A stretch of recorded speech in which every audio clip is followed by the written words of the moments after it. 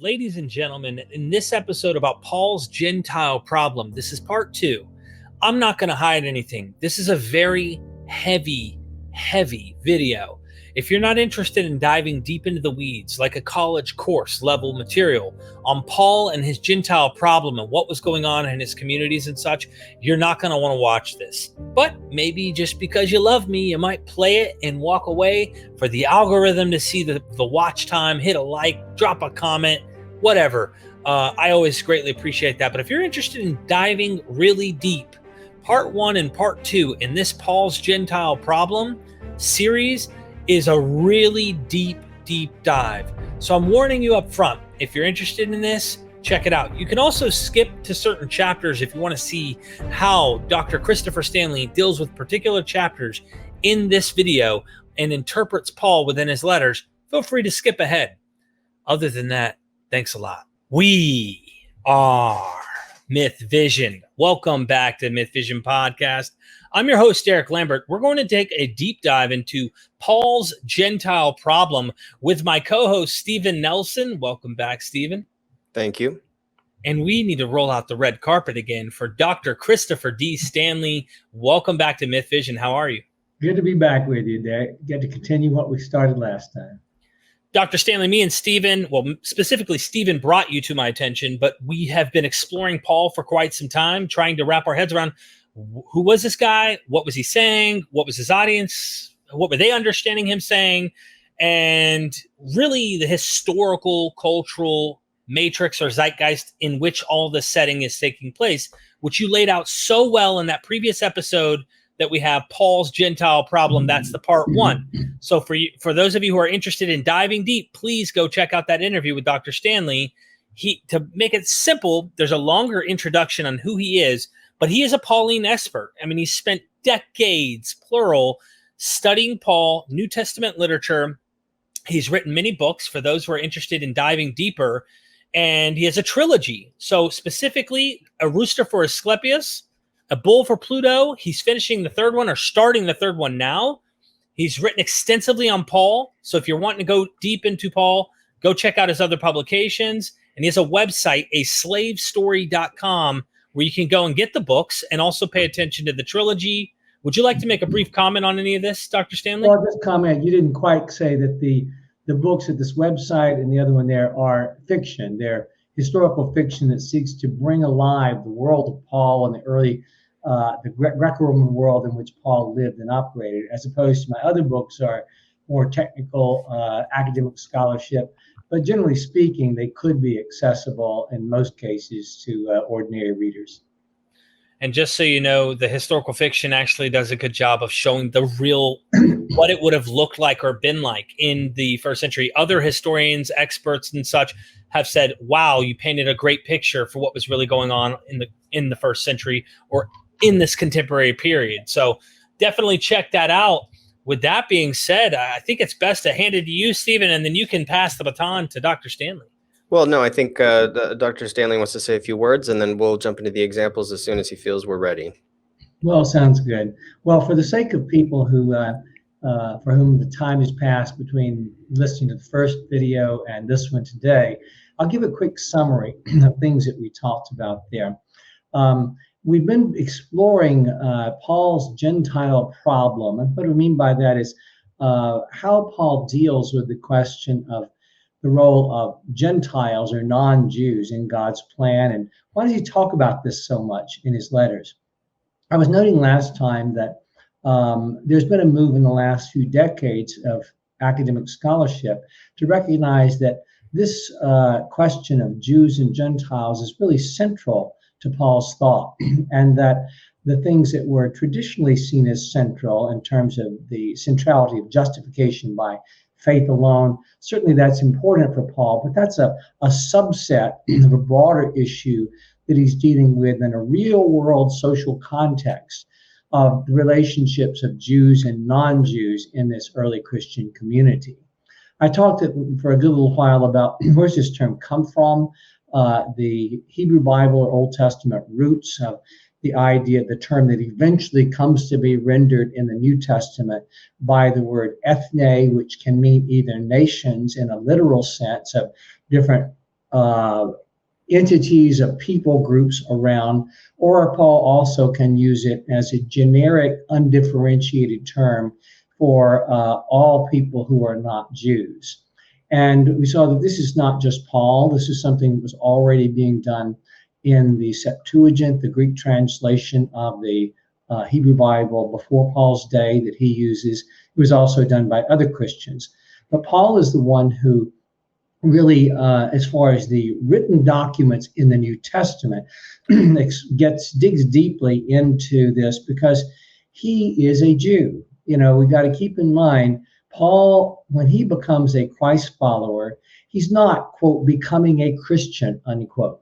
There was no such thing as Christianity. We don't know exactly when Paul has his life-changing encounter with Jesus, maybe 2 or 3 years after the resurrection, just a guess, because it took some time for Christianity to spread enough that Paul could be engaged in trying to help stamp it out. But he was a very devout Jew, and he thought about the world in Jewish terms. And so that carried with it the notion of all these non-Jews being lumped together as sinners who are polytheists, people who are rejected by God or stand under God's judgment. There's a lot of polemic in Jewish circles against Gentiles and their conduct. There is Paul, however, does something interesting and unusual in his letters. Whereas other Jews recognized ethnic diversity in the ancient world, and for example, Josephus refers to 40 different ethnic groups at one time or another, Paul does not. He bifurcates reality into 2 categories. In fact, if you want to go to the one after that, the one that does have that language about Paul's bifurcation, there we go. You know, Paul has certain patterns he uses where he uses one term for Jews and another term for non-Jews. He doesn't always use the term ethne, which is the first one in that box on the right, the Gentiles. He uses various other terms. One of the terms that he uses that is distinctive, we can go back to the slide we had there, is he uses the term Greeks over a dozen times. And the traditional understanding of this was it was just a matter of linguistic variation. And I was unpacking some last time that whereas the term Gentiles was a Jewish in-group term for outsiders that nobody who is a non-Jew would have used. Nobody said, I'm an ethnos or an ethne. There's not even, it doesn't even make any sense. There were people going around saying, I'm a Hellene, I am a Greek, and people who identified themselves as a people, as Greeks. And they were the people whose culture and language dominated this world since the time of Alexander the Great, conquering it. And they were ruling over, they had been the ones ruling in the cities. They were displaced by the Romans, but they continued, Greek elites continued to dominate the cities where these Jews lived. And I was unpacking that there's a whole history of a couple of centuries of documented conflict between people who self-identified as Judaioi, the Greek word behind Jews, and as Hellenes, the Greek word for Greeks. And that there was a lot of interethnic prejudice and negativity and hostility that lay just beneath the surface when we were not having these open outbreaks. And so I was saying that when Paul is using this language, he's not just doing a linguistic variation. He's actually intentionally targeting this interethnic hostility because he's trying to bring together people who in these little house churches from different ethnic groups who don't like each other. And he's dealing implicitly and sometimes a little more explicitly with those tensions. That leads us finally to when I said that Paul's Gentile problem then, and you can take that down now. When we talk about Paul's Gentile problem, traditionally that was the question, seen as the question of, well, where do Gentiles fit into God's plan for humanity that he worked out in what Christians would call the Old Testament with the Jews? And that's certainly one aspect of Paul's problem that he's hammering out and trying to chew into with regard to Gentiles. And I would call that the theological element of it. But I was saying that there were 3 other aspects also. of Paul's problems that he's dealing with regard to Gentiles. A second one has to do with for lack of a better term, a political problem. The Romans favored and provided protection for Jews against intrusions upon their religion by the Greek authorities in the various cities. And for Jews, but they did not for Christians. They were always worried about these novel groups that were seen as subversive. And so partly behind the question about some of these Christ followers wanting to be circumcised and obey the Jewish laws, it pops up repeatedly in Paul's letters, is a matter of gaining social protection. Because if they can say, well, we're really Jews, then they can benefit from those positive protections. And if they're not, and the Jews were trying to push them out, then they're exposed and they can get in trouble. So that's a second aspect of it. Paul is dealing with what kind of security might he provide for these Gentiles in this rather exposed positions they have in the local civic social lifestyle. The third one I mentioned already is the social dimension, how to bring together these people in these real world gatherings that are meeting every week and are engaging one another when you got people who've got a history of negativity toward one another.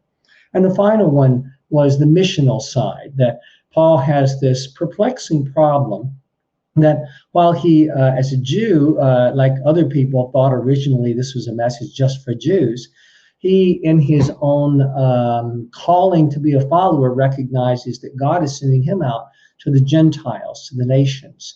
And yet, and that's where he finds success. But he sees the Jews, who he also continues to reach out to, mostly rejecting his message, the message about their own crucified Messiah, as he sees it.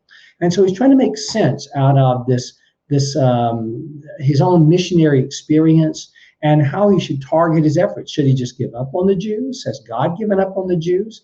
Or, what should he do? Or should he continue trying to reach out to them, as he says, his heart's desire is that they be saved?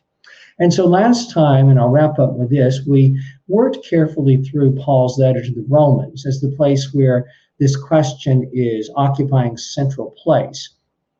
And essentially we saw how these theological arguments about all humans being sinners and need of the saving death of Jesus for human sin, if we just put it in those terms, we're neglecting the whole package in which that is embedded, where Paul repeatedly brings up Jews and Gentiles, Jews and Greeks in the course of making that point, because he starts out in chapters 1 and 2 by essentially coming down on the polytheistic Gentiles, also coming down on Jews who are not faithful to their laws. He does seem to allow for the possibility there could be Gentiles who know and live the way God wants, even without having the law, and that it could be Jews who are faithful to the laws. But in Romans 3, quoting Scripture, he says, Scripture says everybody is sinners, therefore everyone needs the salvation God offers through faith in Jesus. And we went on through how he unpacks that even in more detail in Romans 9 through 11, where he's saying, what does this mean about the Jews then? And where one might think that he was going to say, well, they're passé, they're no longer what God is doing in this new era that's been introduced with the death and resurrection of Jesus. That's not where he goes. He, as a Jew, believes that God is faithful to his people, that he must uphold his covenant loyalty, as we see in the Jewish scriptures, the Christian Old Testament. And so his argument, rather ingenious, but a bit perplexing, is that God has intentionally hardened the hearts of the Jews so that the message will go out to the Gentiles, because God's ultimate plan was not just to have this one little people group of the Jews as his people, but that was kind of act one of a two-act play, where God's full plan was to bring all the nations in relation to himself in such a way that everyone is kind of on an equal plane. And that has to be, it was the death and resurrection of Jesus that forms that fulcrum. And so the message will go out, he says, to the Gentiles. The Jews had to be compelled to go out and do that, because most of them would not have done so otherwise. And yet he argues that the Jews will become jealous of the salvation, the good things that God's work is working among the Gentiles. And therefore, at some end of the days, just before the end comes, which Paul believes is going to happen during his lifetime, there'll be a massive recognition by Jews of what God has done and say, hey, we want in on that too. And so, whether that is something we find convincing, what one thinks of it is perhaps another question. But this seems to satisfy Paul, that he can then hold on to the faithfulness of God to his people Israel on the one hand, and explain the Gentile mission and its success, and why these most Jews are rejecting his message on the other hand. And I ended by saying that in various ways, this answers those four aspects of Paul's Gentile problem. Theologically, it helps him to understand where Gentiles and Jews fit into God's plan. Politically, it gives something of perhaps a cover, an argument that these people can use to say, well, we are really Jews, just a kind of a different type. In terms of the social side, it provides about an insistence that Jews and Gentiles are on the same plane before God. They can't bring this ethnic hostility into this community.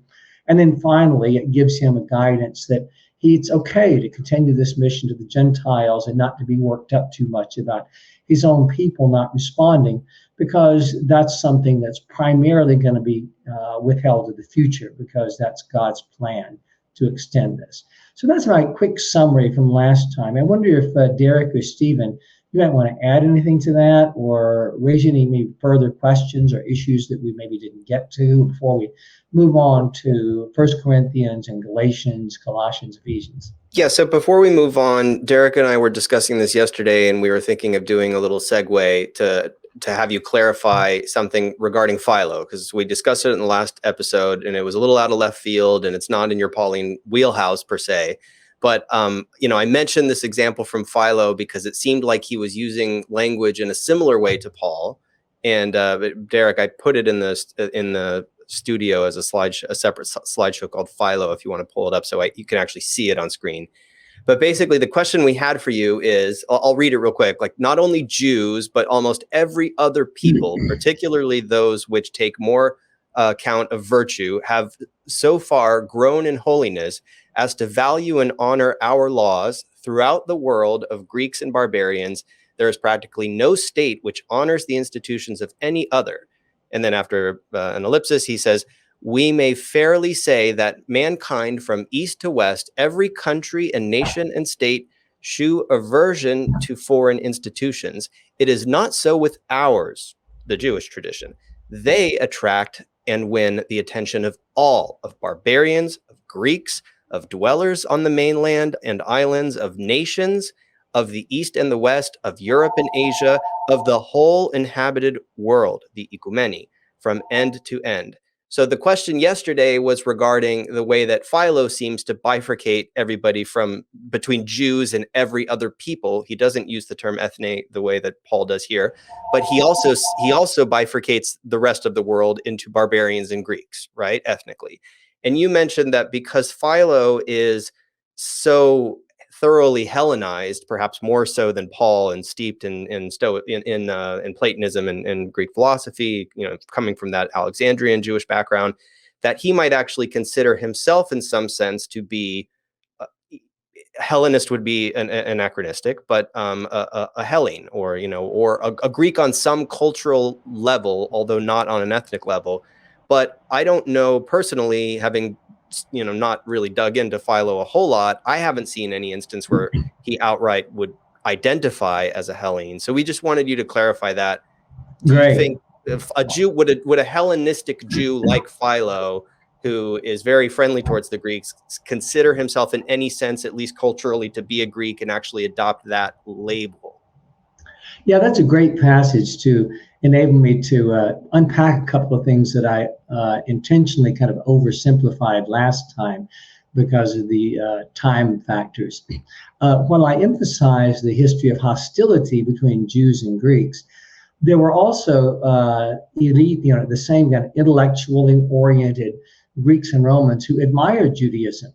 And some of those, as we touched on last time, became so attracted that they began to attend Jewish synagogues. And we talked last time about that Luke in the book of Acts calls these people God-fearers, not that they were afraid of God, but they honor the God of Israel. And these are the kind of people that Philo has in mind here. He's exaggerating immensely when he says, everybody loves us and admires us.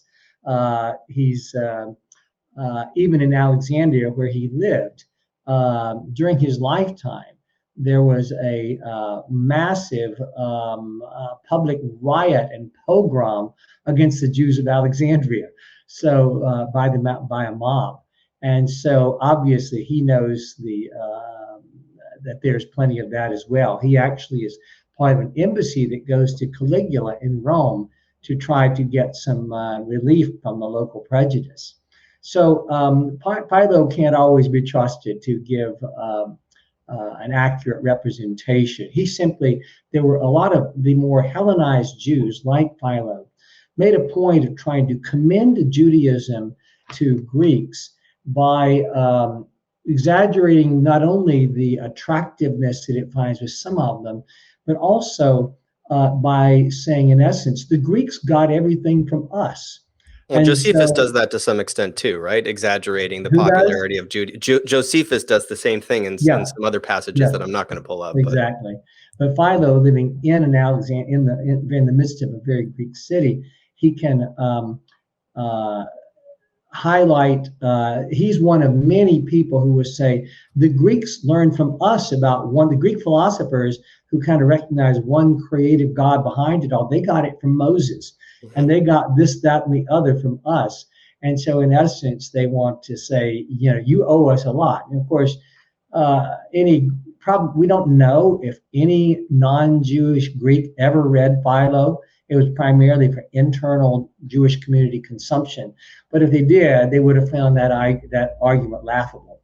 But nonetheless, so back to your second point of that, yes, well, Philo considered himself a Greek as much as he did a Jew, because Greek is, when we think of Greek, just like we think about Jew, both of these are categories that we tend to think of in terms of, physical, at least a myth of physical and geographic ancestry. So, Greeks are people who somehow whose ancestors originated in Greece. Jews are people whose ancestors somehow originated in Israel or Judah.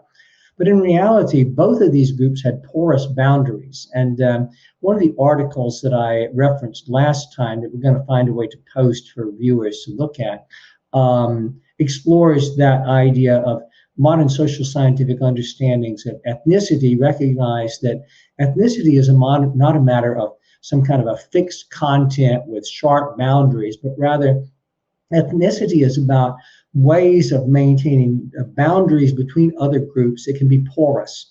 And so a person could become a Jew by being circumcised and obeying the laws of Torah and affiliating with the Jews, as we saw last time. But the same was true of Greeks. Native peoples in Egypt and Palestine and elsewhere could learn Greek language, adopt Greek culture, dress like a Greek, go to the gymnasium, enroll their kids in educational training, etc. And they could be considered and consider themselves and be considered by others as Greeks. And so interestingly, you mentioned Josephus, when he is talking about the conflicts in Israel itself, around the years leading up to and the beginning of the Jewish revolt against the Romans in 66 AD, he alternates between calling the locals Greeks and Syrians. And when he's talking about Alexandria, he'll alternate between calling them Greeks and Egyptians. So the terms are not fixed categories. So it was just a Jew, and then ultimately long-winded answer to say a Jew could continue to consider himself also a Greek and it not be seen as a betrayal of monotheism. It didn't require necessarily adopting the gods of the Greeks. Does that kind of address all in that passage you want to talk about?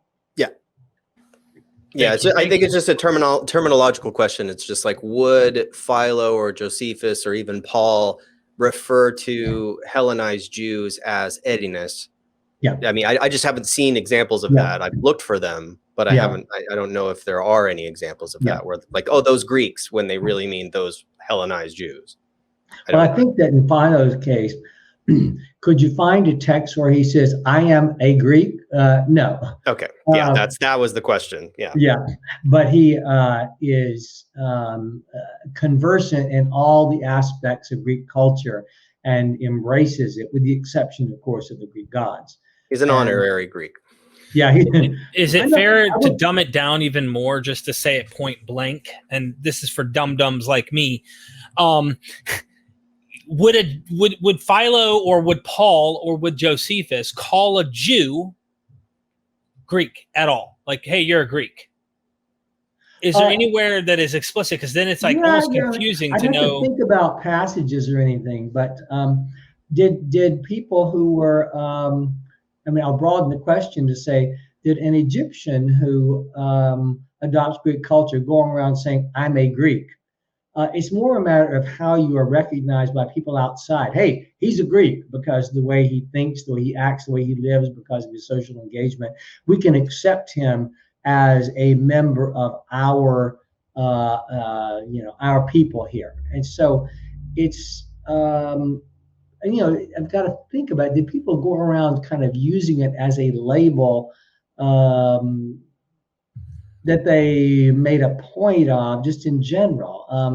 The example that comes to mind for me is like Mark 7:26. It's far away from Paul, but there's a woman, Yini, who is an Hellenist. She's Greek, but she's also she's a Greek Syrophoenician of origin, like either Syrophoenicia or Syrophoenikisa Toyeni. And it's like, what does that, like, how did readers of Mark interpret that? Like, who is she then? Is she Syrophoenician, or is she Greek, or is she just like Greek enculturated Syrophoenician? I don't know the answer to that. And so you can be both. And so that I used last time the example of someone who is from a Latin American native community, and a variety of different terms they might use as their ethnic identity depending on the context. And if when you're in the Jewish community, you're a Jew. When you're working out at the gymnasium, you would kind of self-present as a Greek. And there are ways of it's to exhibit yourself as a Judaios or a Hellene or a Hellene is a matter of practice. And so it's, you live in a certain way. And so that's how you set yourself forth to others as someone who fits that category. And then if you kind of don't fully, live up to it, then it becomes a question of, do outsiders accept you as such or not? You might claim to be a Greek and they say, no, you're not. Well, I'll try to wrap up the segue, but the one interesting point is that when we were prepping for this, I was trying to persuade Dr. Stanley to discuss the term Hellenist in the context of this interview, and he pointed out to me, it blew my mind that that term only actually occurs in the book of Acts, and we don't even really know what it means. And I was like, really? And it turns out, if you look at like the textual commentaries, not only did the scribes like sometimes write over it and put Greek because they were confused about what it means, it's like the comment, like people just literally, that was like it either an anachronism or just some term that comes up much later where it was retroactively applied. Oh, you're a Hellenist, which means you're not quite Greek, but you're just sort of Greek enculturated. That was not in Paul's vocabulary at all. Yeah. And also you might draw the parallel on the other side, that in Galatians 2, when Paul is confronting Peter, he says, you're trying to get Gentiles to Judaize. In both cases, it's putting the same verbal suffix onto an adjective. As a way of talking about kind of the identity that one is seeking to present by the way one behaves. So I think that it's not a matter of, are you descended from Abraham, or are you descended, did your ancestors come from Greece? You can be a person who is seeking to live and act in that way and to be recognized as such. So like in chapter 2 of Galatians, the part about Judaizing, again, you want to look enough like a Jew that you can be recognized as one and have those social protections that come to Jews in the local community. So, We All right. Well, probably do need I've to move distracted on. us. That's a great, Yeah. huh? Thank Great you. point. I'm really glad. I mean, it's a complicated topic, and Yeah. it's good to be able to kind of explicate it a bit. And again, just continue harping on the fact that you need to understand the social world and linguistic world and how terms are used and how people related in the real social realities of Paul's day in order to understand what he's doing. And that's what I keep trying to do in these interviews we've had. And so we'll continue to try to do that some as we move into these other passages. All right. Well, let me throw 1 Corinthians 1:21-25 at you and get your comments. For since in the wisdom of God, the world... Well, actually, hold on a second, Stephen, because I want to say a couple of words about... No, actually, let's do that. Let's go ahead and read that passage. I want to go back to a couple of earlier verses, but I can do it in the context of discussing this passage. So 1 Corinthians 1:21-25. Go ahead. For since in the wisdom of God, the world did not know God through wisdom, God decided, through the foolishness of our proclamation, to save those who believe. For Jews demand signs, and Greeks desire wisdom. But we proclaim Christ crucified, a stumbling block for Jews, and foolishness to Gentiles. But to those who are called, both Jews and Greeks, Christ the power of God and the wisdom of God. For God's foolishness is wiser than human wisdom, and God's weakness is stronger than human strength. Oh, you're on mute. Sorry about that. Hit the wrong button. Great, thanks. So this is an interesting passage, both from a terminological standpoint, because Paul, in that center of that block, changes from Greeks to Gentiles and back to Greeks, but also from a standpoint of, conceptually, what is he doing here?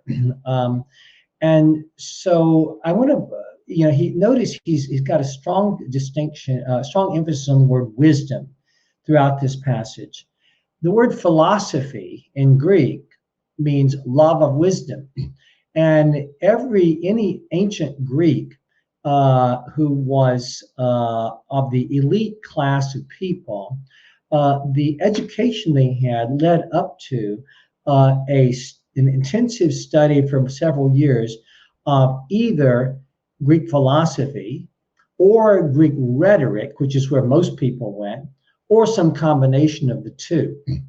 Interestingly, if we go back to the couple of verses before this, it's sometimes overlooked by people who don't understand this background. He starts out in verse 18 saying, "For the message of the cross is foolishness to those who are perishing," that is, to non-Christians. "But to us who are being saved, it is the power of God. For it is written, I will destroy the wisdom of the wise, and the discernment of the discerning I will thwart." Then he has a couple of interesting rhetorical questions. Where is the one who is wise? That verse talked about the wise. Where is the scribe, the person who's educated and knows how to interpret text? And then he says, where is the debater of this age, the rhetor, the orator? These are Greek terms. These are terms that he's essentially targeting in the beginning of this, those who would think that Greek culture gives you what you need in order to be a superior person in the study of rhetoric and philosophy and the ability to interpret texts. And he says, those are nothing. He goes on to say, has God not made foolish the wisdom of the world? And by this wisdom of the world, he's kind of encompassing in the background. I think he's got in mind there, Greek culture, Greek education, the things that everybody else values as being the epitome of a superior and educated person who ought to have power in society and dominate over others and things like that. And then he gets into the passage we had quoted here. And so he picks up on wisdom, I think, here as an intentional way of engaging indirectly with what he actually does directly partway through there when he brings in Greeks. Again, this Jew-Greek dichotomy.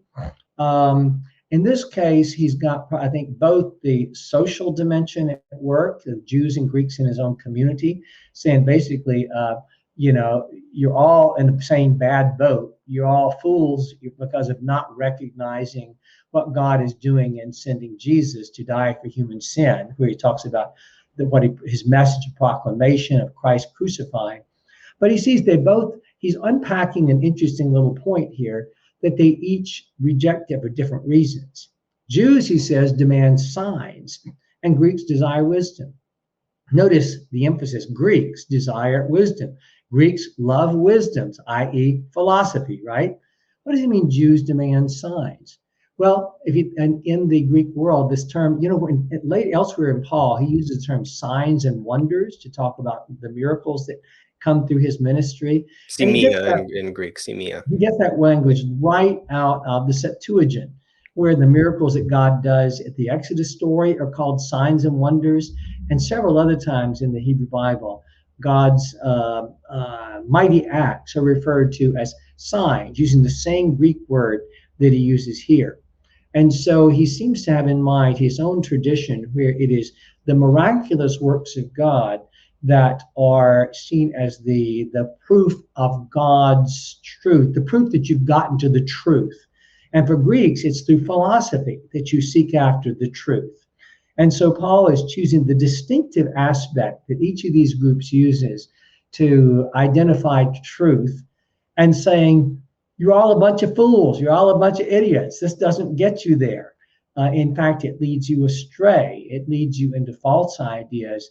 You got to be willing, both of you people who think that you've got a special path to knowledge of the absolute truth, the divine aspects of the universe, because for Greek, wisdom is divinity. I mean, it's the knowledge of wisdom is the knowledge of the world as it is, including the divine.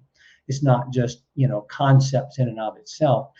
And so in their efforts to know and understand the divine, to claim that they know it all, Jews and Greeks have different paths, but they're both led into the equally dead-ended forms of knowledge that Paul says, because it's only through recognizing the truth of what God has in fact done, a miracle, a sign that is not evident as one. In fact, a crucified Messiah, he recognizes, is the opposite of something that makes sense and that shows a work of power. So he says that the power of God, God's foolishness is wiser than human wisdom. His weakness is stronger than human strength. What God does in this is takes this absolutely meaningless thing. A crucified Messiah is a stumbling block to Jews. Why? Because nobody believed the Messiah was supposed to get crucified. A Messiah is supposed to come in, lead an army, drive out the Romans, et cetera, et cetera. And so the idea that a crucified Messiah is the one through whom God worked is just ludicrous. It's foolish, a stumbling block to Jews. And it's foolishness to Gentiles, both in the sense that crucifixion was the punishment that Romans used, and Greeks actually did use it some before them, to punish the worst of sinners, the worst of rebels, the scum of the earth, if you will. And to say that the person you're going to worship was crucified, I mean, that's just absolutely ridiculous. And then the idea was raised from the dead. You see this in Acts chapter 17 and also in 1 Corinthians 15. We see this allusions to Greeks just cannot comprehend this idea of why anybody would want to come back in a physical body. The Greek goal is to be liberated, have the immortal soul to be liberated from the prison house of the body, of material reality. And so the idea of that a God somewhere raised somebody from the dead, that's a good thing, and that we should aspire to be raised from the dead, it's just absolutely crazy. And so Paul is saying, it may look that way, but that is what God is doing. Both parties, you've got to come down off your high horses and submit lay aside your intellect, lay aside your understanding of how you get to truth, and see that there's only one way it comes, through believing the message about what God has done in sending Jesus. Now he does shift to Gentiles in the middle, last thing I'll say here. But I think in this case, he simply is, I would argue, just simply including it as a broader thing. It's not just Greeks who have a problem with this message, but it's all non-Jews who have similar concerns for much the same reason. You don't have to be a Greek to know that crucifixion is a punishment for wicked people. And this distinctively Jewish idea of resurrection that was not held by other people in the ancient world would have been equally ludicrous if you were not a follower of a Greek god, but of some other gods. So in the end, Paul is essentially both on a theological level, putting Jews, Greeks, Jews, Gentiles on a similar level and trying to knock them off their pedestals and say they've got a single place of unity here, the cross of Christ, but also on a social level. It's saying, there's no reason for you to think that you have got some special corner on the truth and that you can look down your nose at the other party. Rather, we're all together here. And I'll say one last thing. He extends this in the verses that follow to talk about socioeconomic distinctions and everything that a Greek or a Roman world value, he says, is nothing to God. And he says, God shows what is low and despised in the world, things that are not, to confute the things that are. So he says before that, not many of you were wise by human standards. You're not educated. You're not people who have gone through all the benefits that Greek culture offers. Not many of you are powerful. You don't all exercise positions of dominance in the society that would be held by people who identified themselves as Greeks. Not many of you have noble birth. In the ancient world, your birth, your lineage was everything in terms of defining who you are in your pecking order in society. And even though they didn't understand genetics in the way we do today, they would say, no, not all people are not made equal. Some people are made genetically superior to other people. It wasn't a racial or ethnic thing, but it was a class thing. So those on the top are also superior. Greeks on the top are superior to Greeks who are lower down on the social pecking order too. So this Paul says none of these things that elite Greek and Roman society values are proper values of worth. God, in fact, chooses those on the bottom. And he confutes all human value systems, both those ethnic hostilities and those social hierarchies, and says none of that has any place in this new world, these new house churches, and this new that God is building, and this new world he's about to bring, all exist on the same plane. This is a radically countercultural vision that he has here, and you can see why it would have led people to reject them and to think they're crazy, think they're dream-eyed, totally apart from the offense of the gospel. But these are wild-eyed utopian visionaries here trying to promote something that cannot possibly work. So a bit of explication there beyond what you might hear in church about this passage. Let me stop. And I have a couple of very nerdy notes to make on just the language here, because there are some rhetorical elements that don't really come through in the translation. But when he says, we proclaim Christ crucified, a stumbling block to Jews and foolishness to the Gentiles, he's actually using a very classical formulation that doesn't translate well. Iudeis men skandalon ethnesin the morian. He's saying, on the one hand, it's a stumbling block to Jews. On the one hand, doesn't get translated usually. And on the other hand, or by contrast, it's foolishness to Gentiles. Right. So even though the translation is masking this, he's really juxtaposing these two groups here, saying on the one hand, you have the Jews, and on the other hand, you have the Gentiles.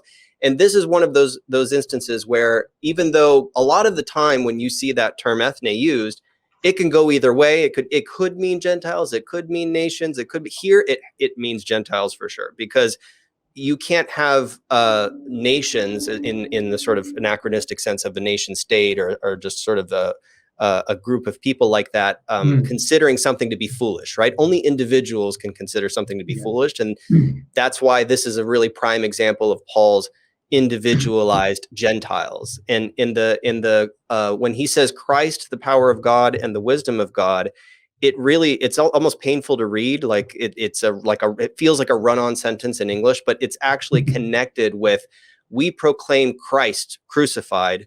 We proclaim Christ, the power of God and the wisdom of God, because in Greek, Christ is in the accusative case. Again, nerdy stuff. But it actually does connect and sound good in Greek, and in English translators don't know quite how to do it. It just ends up being a run-on sentence. You'll find in the New English translation, it says Christ is the power of God and the wisdom of God, but that's not really what it says. It's just the verb we proclaim is just carried over in the Greek syntax, and it sounds bad in English, and I didn't try to make it sound better, but it's this is a guy who just got back from Greece a couple of weeks ago, has been speaking Greek, and nice to be able to use it. No, I apologize. I know, super nerdy. We'll go to the next example. Okay. So could I read it first, or you have something you want to say? Make a couple of comments. Okay. We're skipping from chapter 1 over to chapter 10. Paul in Corinthians is writing to probably an exclusively Gentile, that is non-Jewish audience. And so there's not as much compulsion for him to deal explicitly with these Jew-Gentile questions after he kind of lays these foundations. And even the reason he's getting into it at the beginning is not just because he decided, hey, I need to talk about this. It was rooted in a context of where he says people are saying there's a lot of divisions in the church in Corinth. And people are saying, I'm of Paul, I'm of Jesus, I'm of Cephas, I'm of Apollos, whatever. And he says, no. You know, all these partisan kinds of thinking and hostility, in addition to the class and the ethnic ones, all of that's got to go. But he's responding also to a letter he got from the Corinthians with concrete problems that they are fighting over. And he's also responding to an oral report he's gotten, most likely from the family or slaves of a woman named Chloe. He talks about this toward the end of the letter, telling him things that are going on. So he has a very concrete mission to address real world problems this church is dealing with. And so he digs into that pretty quickly, beginning in chapter 5 and following. And so he still eventually comes back to the Jew-Greek things because there's a problem that arises in chapter 8 that is indirectly implicated in that. And that is this question about whether it's okay to eat meat that is sacrificed to pagan gods. I mentioned this briefly last time, but just worth a little bit more unpacking. That wealthy people in the ancient world, and this was a tiny, tiny fraction of the society, 1%, 3%, ate meat whenever they liked. They had plenty of money and, could buy whatever they want. The great mass of people ate meat rarely. It was something that was expensive, something that they didn't have access to. And the one time that they had free access to meat more than any other was at public festivals. Every city would have multiple public festivals during the year, honoring the patron god or goddess and his or her special days and events and other things like that. And there were also growing in the time of Paul, imperial temples being set up here and there where similar things are being done to the emperor. And on days like that, the sacrificial meat, there'd be massive animal sacrifices as part of it, and the sacrificial meat would be distributed for free to anybody and everybody. And so for people at the lower end of the social spectrum, there was a strong association of eating meat with worshiping other gods. And so this seems to be the issue behind this. You have these people who are now becoming Christians, and they're recognizing that in the Jewish scriptures and in this Christian community growing out of that, there's just one God, and this God says, don't worship any other gods, don't have any images of me, don't sacrifice to other gods. And so now they're troubled by this question of, well, is it okay then to eat this meat when it comes out? Is that participating in idolatry or not? And so Paul has in chapter 8, and also it comes back to it in chapter 10, he debates and discusses this. And in essence, what he says is that meat is just meat. There's no harm in eating it. Those gods don't exist. The meat's not somehow contaminated.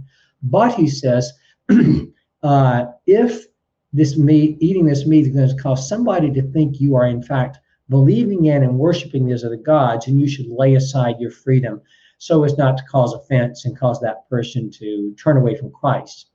And of course, it's this whole Jewish background that's helping to raise these questions. So it really is implicitly a Jew Gentile, and to some degree even a Jew Greek kind of issue in the background. Is it okay? Because those who identified as the Greeks were the authorities in the city who managed the sacrificial system and who managed these public events of worship and who distributed the meat and all that kind of thing. So it's in the background, even though it's not explicit here. So finally, after addressing this question, Paul comes at the end of it in chapter 10 to these couple of verses here, where he again brings in Jews and Greeks, and he also does something else peculiar. So Stephen, if you want to read this, 1 Corinthians 10, 31 to 33. So whether you eat or drink or whatever you do everything for the glory of God. Give no offense to Jews or to Greeks or to the church of God, just as I also try to please everyone in all things, not seeking my own advantage, but that of many, so that they may be saved. All right, interesting. Give no offense to Jews or to Greeks or to the church of God, the assembly, the ecclesia, which is a word used in the Greek translation of the Hebrew Bible to talk about the people of Israel. They are the ecclesia of God. So what's going on here? Well, Paul is saying, give no offense to these people. What does he mean by that? Well, if you think about this whole episode I just described about meat being offered, meat that's being given out to these sacrifices. On the one hand, if you're invited to participate in this, he actually does talk in chapter 10 even about if you are invited to go to a Greek temple to eat. And he doesn't say there's anything wrong with that. It's okay, he implies, to go to the temple and eat there. But if you say no, you're going to be offending your Greek hosts. And he doesn't want people to unnecessarily offend non-Christians and cause them to reject the gospel for a wrong reason. And so he says, don't offend those people. Go along and eat the meat. It's nothing. On the other hand, don't offend Jews by eating it if someone under the influence of someone who is a Jew or someone in the Christian community who is influenced by Judaism says, hey, you're doing idolatry. Well, you don't want to offend them either. You don't want to be careful under what circumstance. Probably not a lot of Jews in Corinth to be offending, but there were some there. Or to the church of God. And I think here what he's talking about is that the one he calls a brother a Christian, who might say, hey, you shouldn't be doing that. That's idolatry. Don't offend that person either. Don't cause a scandalon, that same word that was used back there in the earlier passage, for that person. And so he's got three different kind of groups in mind here, all of which have a particular setting in this debate, discussion about, is it okay to eat this meat offered to pagan gods? And he says, do this just as I try to please everyone in all things. He's just been saying in chapter 9, in the middle of this discussion, as kind of example of his own behavior, how when he's around Jews, and we mentioned this last time, he behaves like a Jew. And when he's around, so as not to offend them unnecessarily by violating the laws of Torah and causing them to reject Jesus as their Messiah. And when he's around Gentiles, he lays aside his observance of the Jewish laws so that they are not going to be offended by, for example, as we'll see in Galatians in a minute, him saying, hey, I can't eat with you Gentiles because you're unclean. No, he says, don't let the laws and these other things be a barrier to spreading the message about Jesus. If it makes you look inconsistent because you're obeying the laws in some place and not in others, as he did, so be it. You just don't want to offend them. Spreading the truth to people is more important than maintaining a consistency of behavior in relation to the laws of Judaism. So I try to please everyone who says, why? So that they may be saved, because ultimately that's Paul's goal, that's his vision, that's his mission, to bring the end-time salvation of God to Jews and Gentiles alike in the short time that remains before Jesus returns and wraps up and brings it into all things. So you want to comment and question that? I'd like to move on to chapter 12, but I think we have two verses that are pretty close together, so maybe I could do them both in succession so we could push through to Galatians. Yeah, did either of you want to comment or I think that was like really thorough on everything going on in chapter 10. Yeah, the only comment I could say is when he says not seeking my own advantage, I'm thinking of 1 Corinthians 9 when he starts talking about money. And he's talking about, listen, I didn't even need any, I didn't need your money. I worked for my own, like these other brothers, they're seeking money. It's not about the money. So I wonder if that's a point of it, but it could be just simply, look, I'll starve if I need to so that I don't stumble a friend. That's fine. So anyway, yeah. Yeah, I mean, he tells elsewhere, in Philippians 4, he knows how to have a lot of stuff. He knows what it is to be hungry. So, and some of that was involuntary. We know from 2 Corinthians 11, he lays out all these sufferings he had. But yeah, could it have been voluntary, laying aside, I'm really hungry. I really would like some of that meat. I'm feeling kind of weak here, but I guess maybe I shouldn't for this reason. That's an interesting point I hadn't thought about. Okay, so we'll skip over to 1 Corinthians chapter 12, where Paul, the only other place in the letter where he explicitly brings in these issues about Jews and Gentiles, Jews and Greeks. And he does something very unusual in chapter 12, verses 1 to 3 here. So if you want to read this for us, Stephen, then I'll comment on it. Okay. Now concerning spiritual gifts, brothers, I do not want you to be uninformed. You know that when you Gentiles were led astray to idols that were mute, therefore I want you to understand that no one speaking by the Spirit of God says, let Jesus be cursed, and no one can say Jesus is Lord except by the Holy Spirit. Great. I don't know, I don't want to put you on the spot, Stephen, here, but I don't accept your translation of that vital part there. I don't know how you got, that when you Gentiles were led astray, the ageste there is, you were led, wandering, etc., and the ete goes with the ethne there. I don't remember which. It's a translation from the Hermenia commentary, and I'm blanking on the name of the commentator. But basically, he puts up he puts forth an argument about the different translations of this, because as you know, I don't have them in front of me, but a lot of the times when you get this reference in translations, because it seems like Paul is saying when you were Gentiles in the past tense, because it seems like he's indicating that they've somehow changed from a state of being Gentiles to now presumably not being Gentiles anymore because they're Christians. That is what inspires a lot of translators to render ethne as pagans, which you have stated that you don't like. So basically his argument is that no, it's overly complicated to get into the syntax here, but essentially he's saying that it's the implication here is not that you were Gentiles in the past tense, but that you were led astray, and that ite can go with prostaida latafuna. And so it's not 100% clear in this context or in Ephesians, which we might get to, whether or not it's actually possible that Paul thought that these people were no longer Gentiles, that he's still addressing them as they are still Gentiles. That's the point. I think it's grammatically quite clear. I think the problem is that declaration, when you were Gentiles, you were led astray. And that sounds like, well, wait a minute, but they are still Gentiles. Well, I think that a lot of the unnecessary concern here is unnecessary, because it assumes again that Paul is working with fixed categories that don't have any flexibility and boundaries. Well, I would add that in the brackets there, ote is a textual variant, which may reflect the scribes struggling with this as well. I don't have a footnote for the exact textual apparatus, but the ote is not in all of the manuscripts. And some of the manuscripts read either te oti ethni ite blah blah blah blah blah. Yeah, but the point I want to make is that for Paul, something I said last time, as odd as it might sound to us, and it's something that I'm going to be unpacking in this book I'm working on.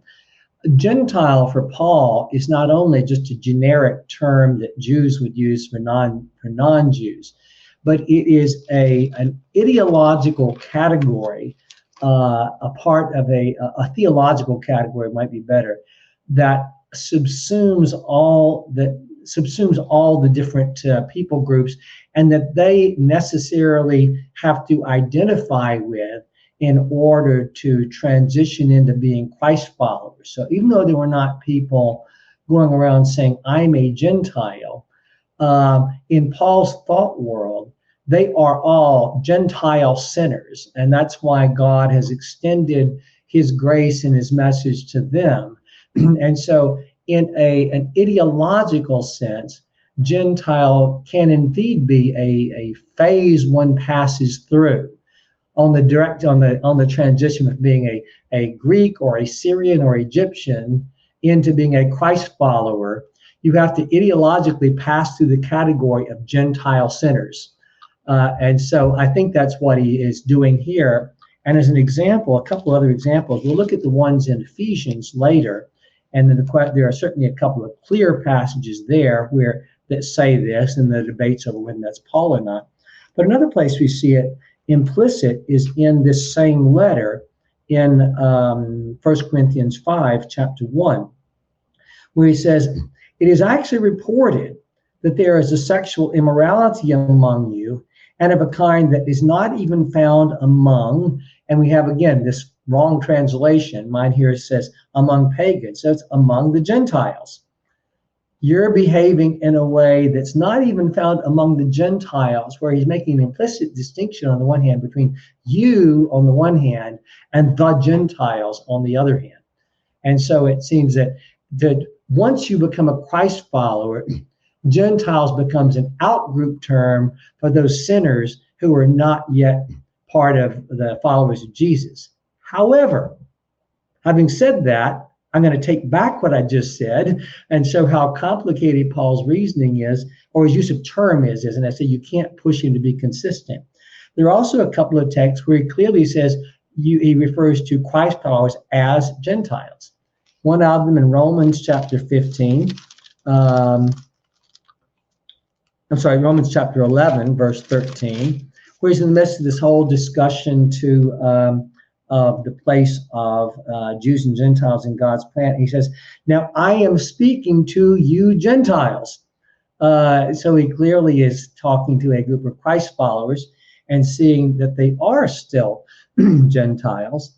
And also in Romans chapter 16, verse 4, talks about Prisca and Aquila, who risked their lives next for my life, to whom not only I give thanks, but also all the churches of the Gentiles, or churches of the nations.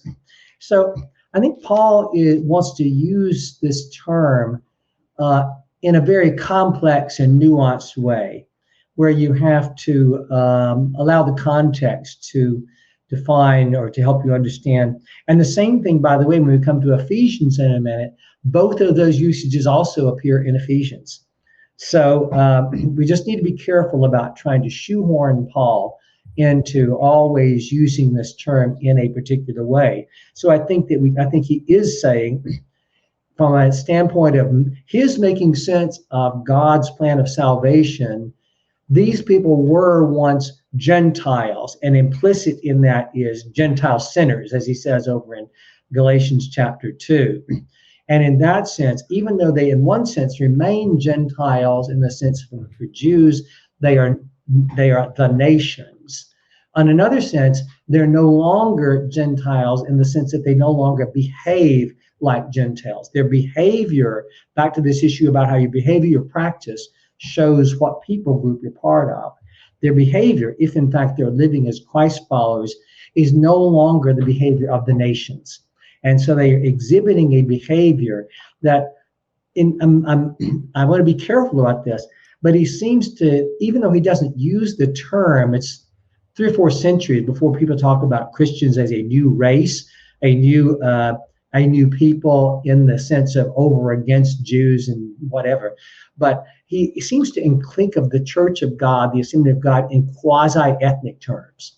And this is something that now is a new group you're coming into with a new ancestor, not only Abraham, but also ultimately Christ, as he says in Galatians chapter 3. So in a sense, you're going from being the people of Greece or the people of Egypt or the people of Syria to now being the people, or even the people of Abraham, to the people of Christ. in a kind of a quasi-ethnic way that you live out and show by your practice that you are no longer Greeks or Jews or Gentiles. Yeah, and I will clarify just in case anybody wants to fact check me on this. So the First Corinthians commentary in the Hermeneia series is by Hans Konzelmann and James Okay. W. Leicht, or I don't know how to pronounce that. Leicht. Konzelmann can be quirky. Konzelmann can be quirky. It's an older commentary, one of the first ones in the Hermeneia series, and he can be quirky at times. Well, and he presents the different arguments, but in terms of translations, like if you look in the NRSV or the New English translation or ESV, NIV, they all have pagans here. Everybody loves to translate it pagans here, or probably if you go back to Tyndale and it's probably heathens.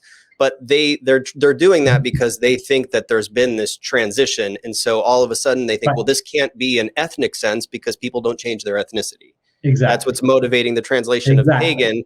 And if I recall Konzelmann's argument here, or maybe it's liked or they've agreed to this, is that they present the different options. They say this is the challenge, and there's a textual variant here. And the problem is, if the textual variant is original, if it originally says ote, that means when. So it's when you were Gentiles or when you were, pagans, when you used to worship idols. Whereas if it's not there, then what he's saying is basically you were led, as opposed to, hey, you were Gentiles and you were led. It's I'm not the sure Greek is ambiguous according to that commentary. Yeah, I don't want to get too technical, but I don't think the hate really matters that much in that sense, because it could be just equal without it. You know that you were Gentiles, you were led astray, et cetera, to idols, et cetera. So I don't know that is really, the textual variant really is determinative. Well, let's move on. This is getting too much into the weeds, probably. Okay, so I'll read. It's a few. We skipped over a few verses in 1 Corinthians 12, 12 to 13. Let me just say what we did skip over. What we skipped over is a section where Paul, as most Christians would know, where Paul is saying the Spirit has given gifts of various types within the community as the Spirit wills. And I want to underline that, because as the Spirit wills means it's not based on any criteria that the rest of society values. God's not, the Spirit is not saying, okay, Jews, you're better, and so you get more, or Greeks, you're better, and you get more, or whatever. This repeated all, both in the verses before this and in the passage we're about to say here, is implicitly putting all these social, ethnic, class, political, every kind of social distinction and category whereby people would assert themselves as being above others. Again, he says none of that should have anything to do with the way things are done in the community of Christ followers. And look, here's proof. The Spirit doesn't give one hoot about any of that stuff in distributing these gifts. And so then he leads into this next is kind of wrapping it up statement of all that in 1 Corinthians 12, verses 12 to 13, before he kind of develops it further. So go ahead. You're muted, Stephen.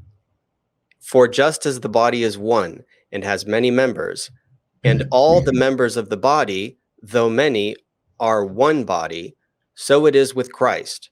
For in the one Spirit we were all baptized into one body, Jews or Greeks, slaves or free, and we were all made to drink of one Spirit. Okay, and anybody who knows Paul would hear when he says baptized into one body, Jews or Greeks, slave or free, you hear Galatians 3:28, which we're going to come to in a minute, in the background.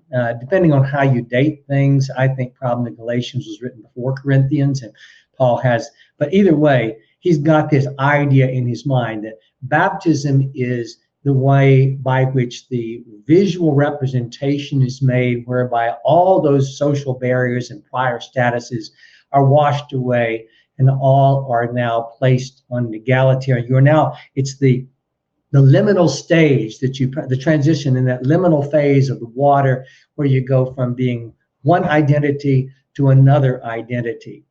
These prior ethnic hostilities are laid aside. So are the power issues of slave and free, and many others. He says male and female, and also in Galatians.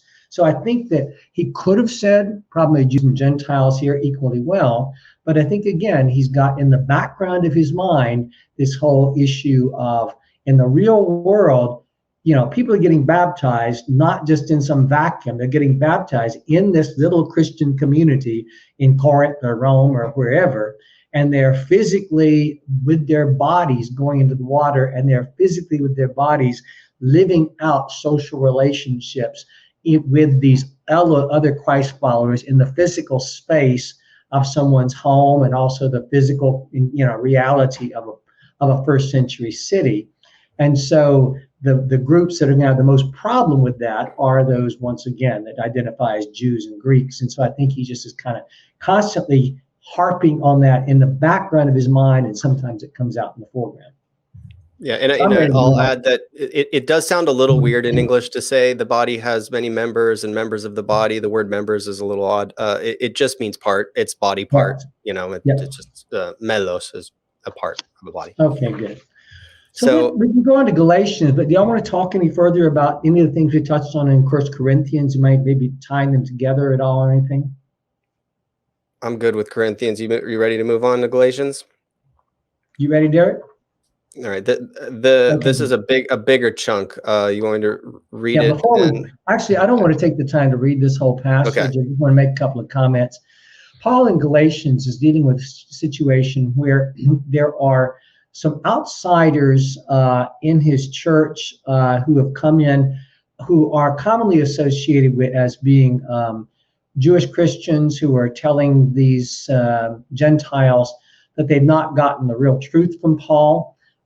Some people have argued, and I think there's a lot to be said for it, that it's not necessarily Jews doing this. It could just as well be Gentiles who have this same understanding of the Jewish scriptures. But either way, the fundamental idea is that Paul has come to these churches in Galatia and central or southern Turkey and preached them a message that says, faith is the way you are made right with God, accepting what God has done for you in the death and resurrection of Jesus, and leaving behind your worship of the other gods, et cetera, et cetera.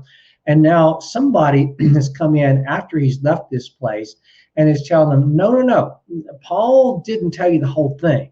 In order to be part of the people of the God of Israel, because you're deciding that you're going to leave these other gods and affiliate with the God of Israel, look, he says here in the scriptures, and this is in the background of Paul's conversation, it never comes out explicitly.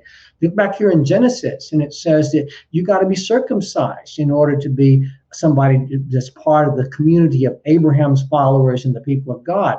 And look, when God gave these laws, he says when people are going to join the community of God, they need to observe those laws.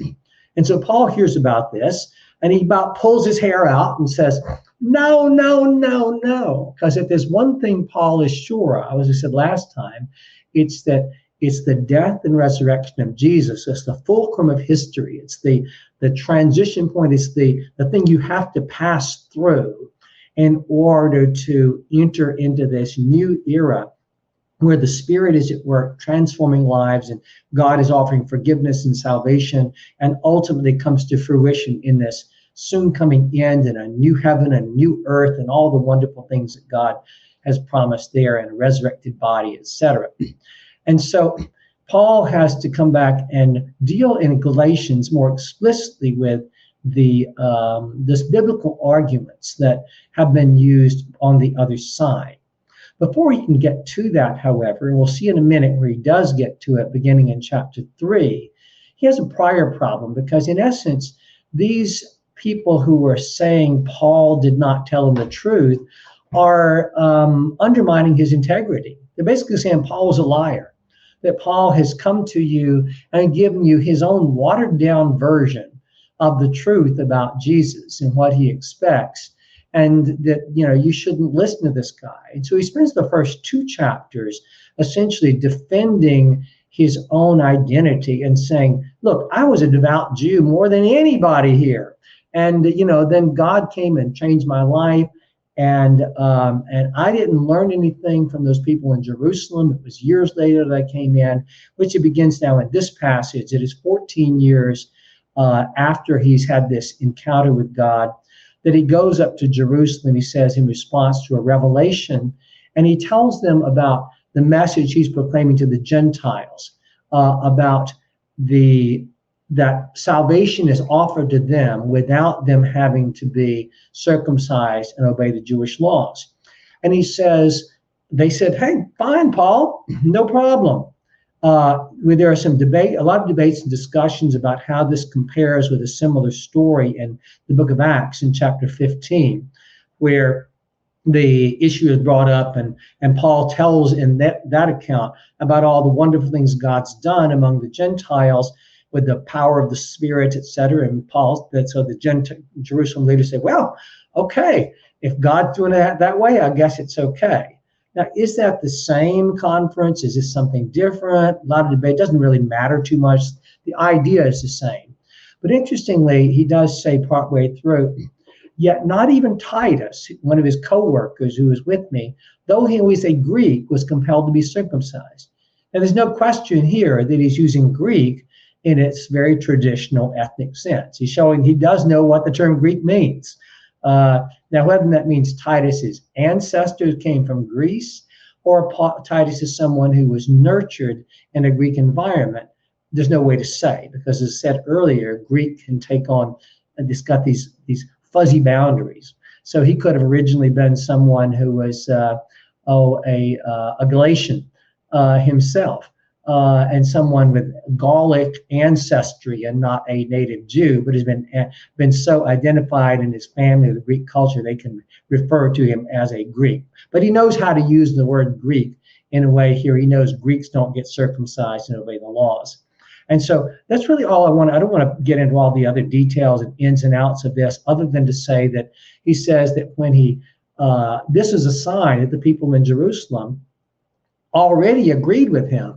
Because if they really were teaching that you need to be circumcised and obey the Jewish laws in order to be right with the God of Israel, they would have made Titus get circumcised. And so not only he says, did they verbally agree, but look, here's a concrete example in this one guy here. Nobody said he had to be circumcised. And so he's essentially undermining in this story and in this way, these claims that this is an alternate interpretation of the place of Jews and Gentiles in God's plan. That God's plan was not that a new path would be opened up for Gentiles that doesn't involve obeying the laws and circumcision. No, God's plan, yes, was to extend to the Gentiles, but it was so that they could be part of the people of God the same way Jews are, by being circumcised and obeying the laws. That's an alternate way of making sense of the Gentile mission. And Paul says it's a wrong way. That's not what God is doing here. So it's one theology of God's plan for Jews and Gentiles being pitted over against another theology of God's plan for Jews and Gentiles. Both of them have radically different implications for the actual practical practices of Christ followers in those house churches. So let me stop there for a moment. Either you want to comment at all on that before we continue the passage here? Okay. You're muted, Steve. The next two examples are back-to-back chunks of verses from later in chapter 2, a few verses later, which we discussed this a little earlier. Is it worth maybe just reading these back-to-back and seeing if it? Let's do this. Let's read just the one here that we have, Galatians 2:11-14. I debated whether you should read it, but sure, let's go ahead and read it. And stop there and let me make a couple of comments, and then we'll continue with the rest of the passage afterward. But when Cephas came to Antioch, I opposed him to his face, because he stood condemned. For before certain men came from James, he was eating with the Gentiles. But when they came, he drew back and separated himself, fearing the circumcision party. And the rest of the Jews acted hypocritically along with him, so that even Barnabas was led astray by their hypocrisy. But when I saw that their conduct was not in step with the truth of the gospel, I said to Cephas before them all, if you, though being a Jew, live like a Gentile and not like a Jew, how can you force the Gentiles to live like Jews? Okay. A couple of things worth comment. There are a lot of debatable things in this passage don't want to get into as far as reconstructing the history of Paul's encounter with Cephas, who is probably Peter. But I just want to make a couple of points out of it. this bit about men from James. James is the leader of the church in Jerusalem. And therefore, this is some kind of a party of Jewish Christians coming into Galatia for some reason that is not specified. Is this meant to be the same people who are causing the problem and telling people they got to be circumcised and obey the Jewish Torah? Well, I would say probably not, because Peter, well, maybe I should, no, let me just refrain from that. Let me just say. I'm sorry, are we asking, are they the same people that he's referring to here? Is that the question? The traditional explanation is this party from James, this Jewish Christians in Jerusalem, are in fact the ones who Paul is combating in this letter when he's saying, no, you don't need to be circumcised and obey the Jewish laws. I don't think the evidence is as strong for that as some people do, but it's neither here nor there for the argument here. The point I wanted to make is it's Jewish Christians who are essentially either telling Peter, I'm going to say Peter rather than Cephas, either telling him that he should stop eating these Gentiles, or they are themselves separating. And the issue here is that while there's nothing in the Hebrew Bible that says Jews cannot eat with Gentiles, in some circles of Judaism in Palestine, Israel, many of the commands of the Hebrew Bible had been extended further than the text. So, for example, the idea in the Hebrew Bible, you're supposed to ritually wash if you're going to go to the temple. Well, we know from just archaeological discoveries, a lot of people were ritually washing all the time, even they weren't going to the temple. So also, the scriptures don't say don't eat with Gentiles, but there are a lot of things about not associating with them and their gods. And it's easy to see how the inference could have been drawn and was drawn by many Jews. You shouldn't even eat with these Gentiles. Their food might be polluted, might be impure, might not have been tithed, etc. I mean, wouldn't have been tithed, etc., etc. So there's a whole issue here in the background of a particular understanding of relation between Jews and non-Jews that is held by these people in Jerusalem that Paul rejects. He obviously eats all the time with Gentiles. He said in 1 Corinthians 9 that he behaves like them. He doesn't worry about whether foods are ritually pure or not, which would be scandalous to a Jew. And so he then, when Peter joins those others and Barnabas, then he starts challenging them. Wait a minute. You live like a Gentile, not like a Jew. He's acknowledging that Peter adopts the strange strategy he does, which is interesting. When Paul is with Gentiles, he acts like a Gentile. I'm sorry, when Peter is with a Gentile, he acts like a Gentile. And when he's with Jews, now he wants to start acting like Jews around them. Paul says, no. You can't do it that way. And so Paul has a different understanding that is shared actually by Peter and Barnabas. But Peter and Barnabas get more influenced by the group in Jerusalem. They say, okay, maybe we need to keep away from eating with the Gentiles, even if we're going to accept them as brothers in the faith. And Paul says, no. You got to go whole hog. It's all or nothing. That none of these ritual barriers that we find in Judaism are relevant anymore in this new thing that God is doing. And he goes on in the next passage to unpack that further. But do y'all want to comment or question anything on that before we move on? I would just cite, Acts chapter 10, verse 28 in particular is another spot where it specifically says that it's unacceptable for the Jews to eat with Gentiles. It says athemitos. It's not sometimes translated as unlawful, but even though it's not technically what it means, but it's that's where they're bringing in where it's specifically said other than here that which is I'm blanking on the circumstances there. The Peter and the vision that Peter has from God. It's Cornelius. It's Cornelius' introduction. Yeah, and he sees these visions of unclean foods and says, "I don't eat these." And then he goes to preach to Cornelius. The Spirit comes upon them. He says, "Whoa! Who'd have thought that God was going to accept Gentiles?" And so again, it's a similar idea that he's being told, the ritual purity standards that we find in the Jewish scriptures don't apply in this new era.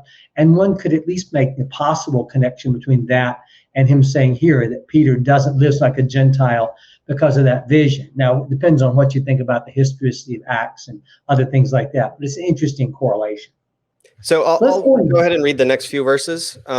Just going through about halfway down. Stop before you get to the but because I don't think we really need that part.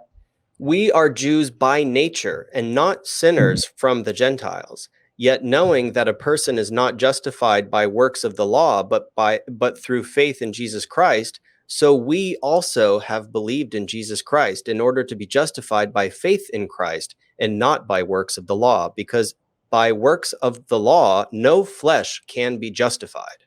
Okay, so here we see, again, this sharp distinction on the one hand between people like Paul and Peter, who are, when he says Jews by nature, the Greek word used here has to do with kind of the essential being of someone. We are people who are, have ancestry in the Jewish community. We are people who have practiced this way. We're not just some proselytes or something like that. And we're not sinners from among the nations or the Gentiles. We saw last time that Paul in Philippians 3 actually says, with regard to the law, he was blameless. And so the Gentiles are obviously people who don't live by anything in the laws of Torah, and that defines them by nature as sinners. And yet, while all Jews would acknowledge that those Gentiles, they're in the dark, they are broken away, they're far away from the God of Israel, the one true God, Paul says, but you know what? They're no further away than we are. And he talked in Romans later, in a later letter in Romans, he says, Jews and Gentiles, Jews and Greeks are on the same level playing field as sinners. But he wants to say we're not inherently like those Gentiles who don't know the law and therefore sinful in ignorance.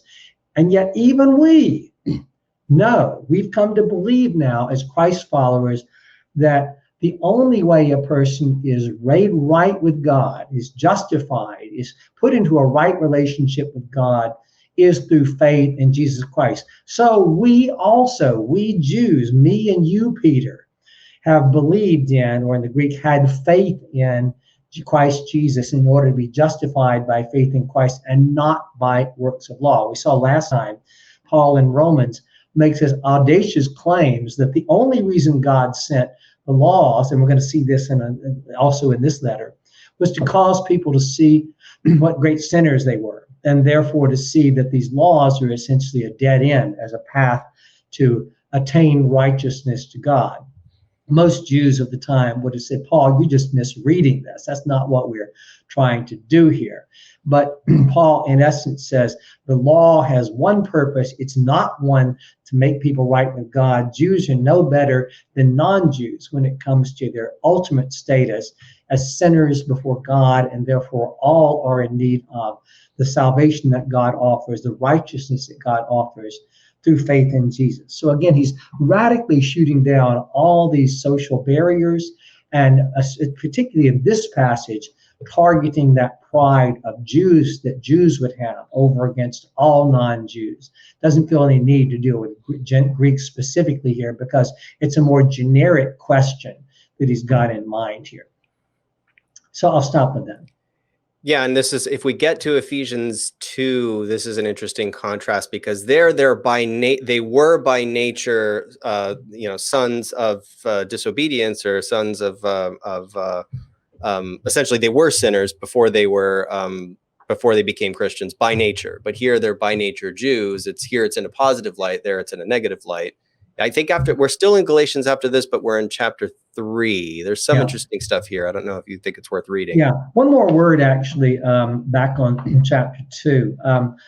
The part about what he's ultimately wanting these Jews to do is to lay aside their own understanding of things, what God's will is, their scruples over food, for the good of the community, which is very much like what he says in 1 Corinthians 8, telling those who feel free to eat the meat, the sacrifice to pagan gods, which they are free to do, to lay aside their freedom, to lay aside their rights in order to benefit others and to keep the peace. Paul was constantly saying, whatever, whether it's ethnic or any other kind of thing, you should always be willing to lay aside your rights, your freedoms, for the benefit of others, so as not to cause harm to them. Romans 15, he gets into this a lot, which is, of course, such a radically un-American thing to do. We're so individualistic. It's all about me and my rights and my respect. And Paul says, no, it's not. It's about the other person. And this is a theme that Paul uses, I think, implicitly, again, as a way of overcoming a lot of those distinctions and divisions, not only ethnic, but class and others within his community.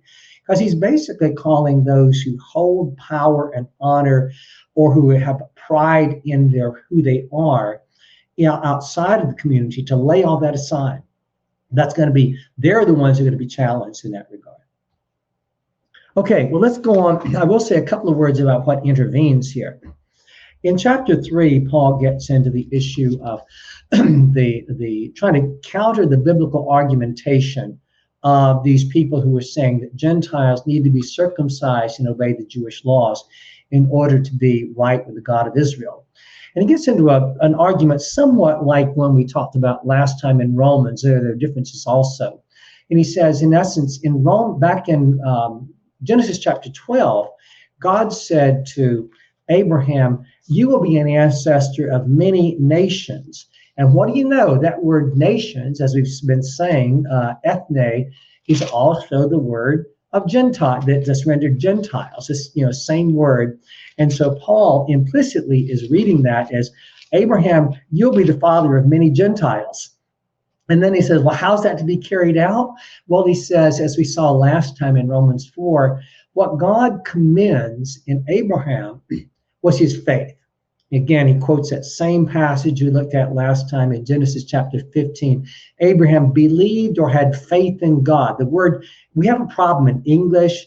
When he said he believed in Paul's letters in the New Testament, it's not something different than faith. It's just, we don't have a word to faith in something. Yeah. And it's not different from trust either. Faith, it's trust, belief. Trust. Yeah. And so I think that probably even trust is a better of one English word that we have that might lump both of those two. Abraham trusted God, and it was counted to him as righteousness. You too should trust God. And so you have trust in God. That's the one word we have that kind of can carry forward this similarity that we find in the Greek.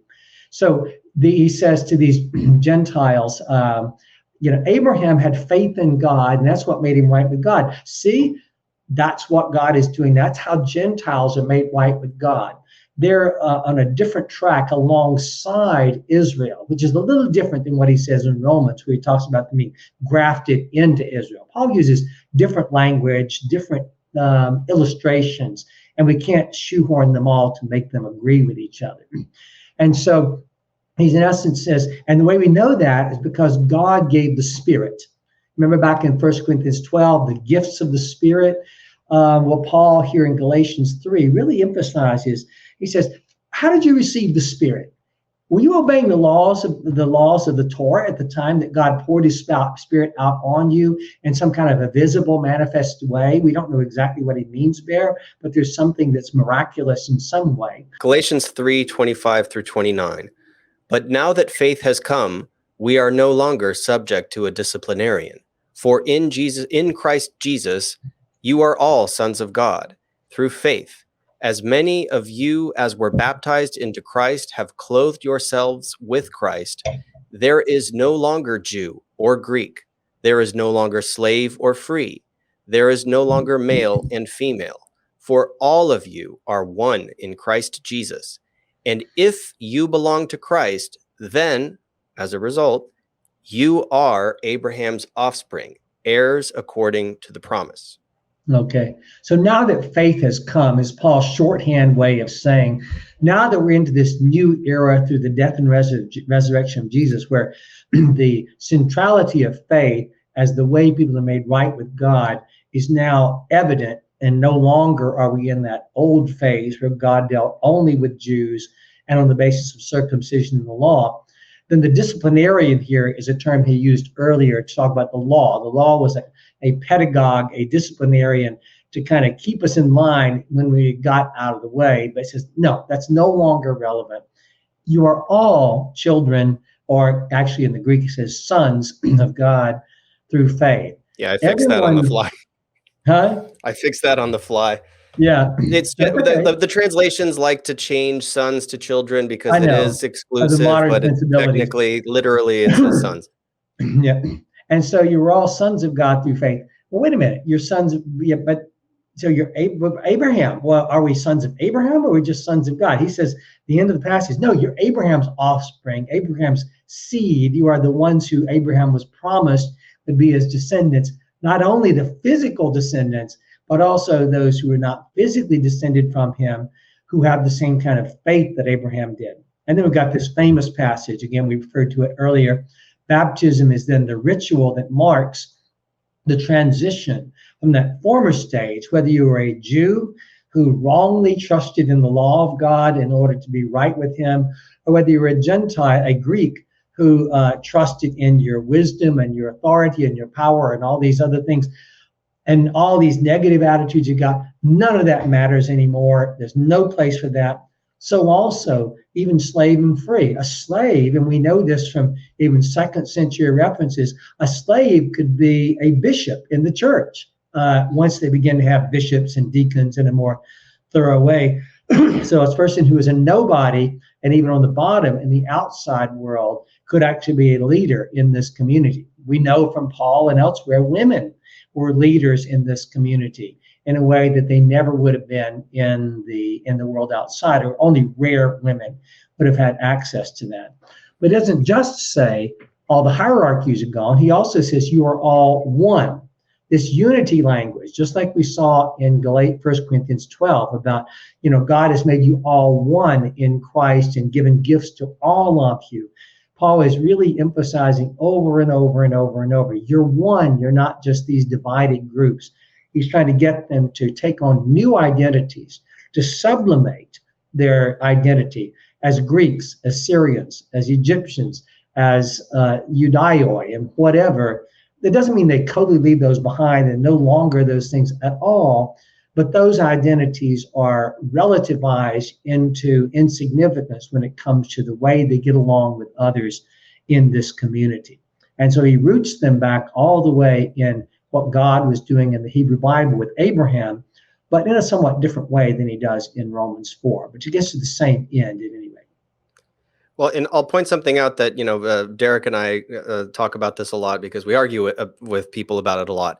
There's some, the final sentence of verse 29 is very profound in that the heirs according to the promise, right?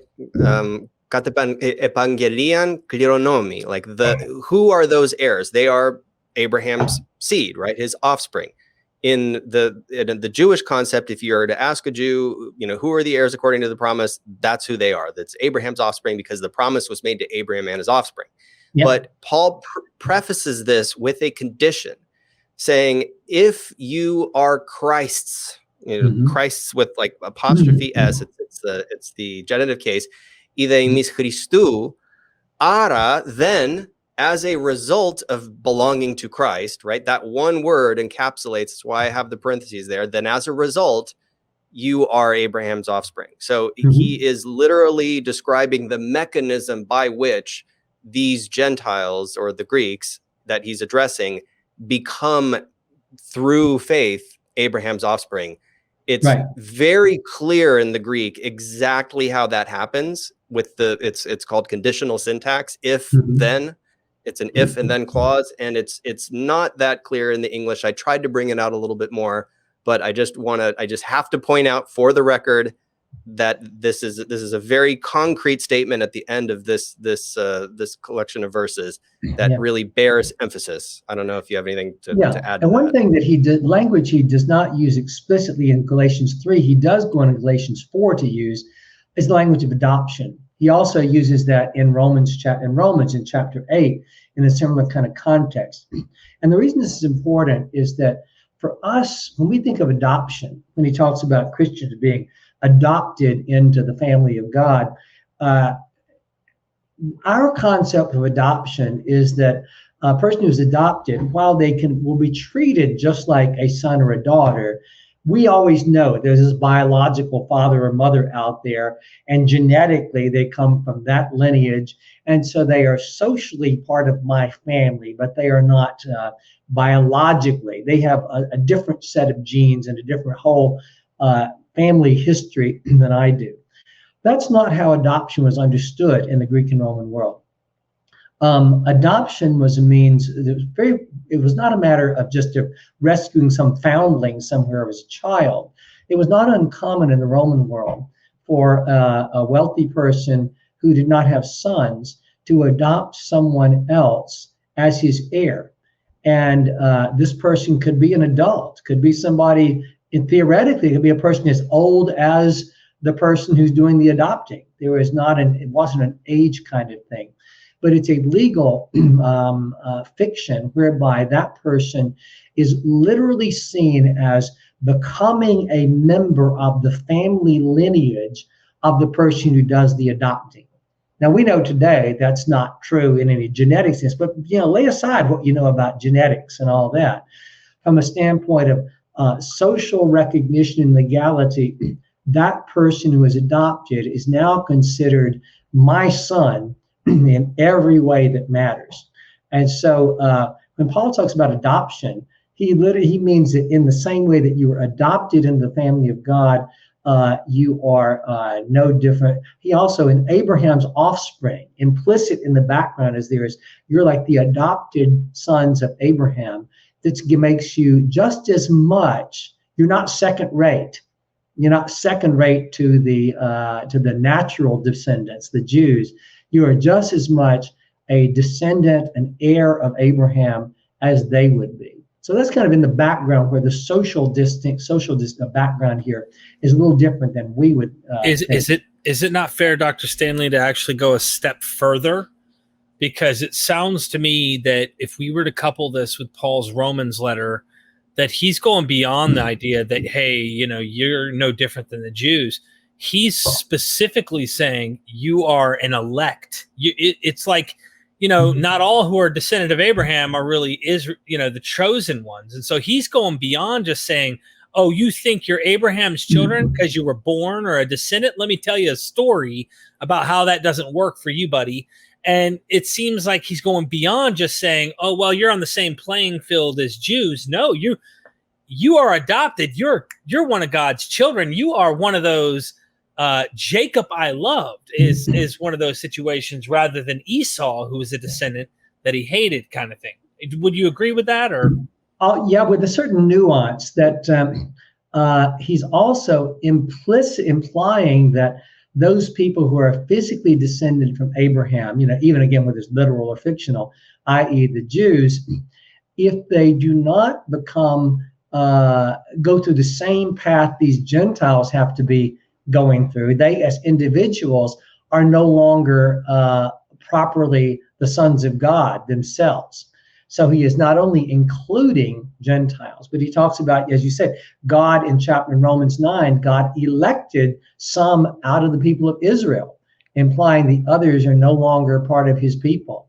And so while Paul does not ever say God has given up on the Jews and they're no longer his people, later Christians will do that. Paul does say, following the Old Testament lineage here, God does give up on some Jews, and God brings his punishment, brings his wrath on Jews who are not living according to the standards that he's laid out in his scriptures, in the laws, etc. And so, again, as we saw last time, the prophets will say, God's going to obliterate all these people using the Assyrians or the Babylonians or whoever, and there's no problem with that. They are people who have lineage, or at least claim lineage from Abraham, but that doesn't protect them from the judgment of God. And that's the mindset that Paul's working with here as well, that those Jews of his own day who don't accept and embrace what he claims to be what God's new work is, are going to leave themselves under God's judgment. Of course, they're going to laugh at that. They're not going to accept this whole idea that through the death of Jesus, God's done something new and God's moved on from Israel and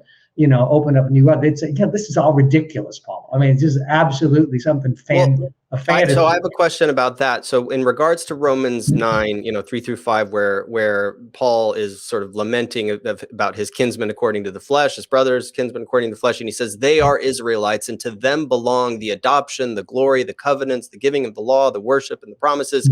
To them belong the patriarchs, blah, blah, blah.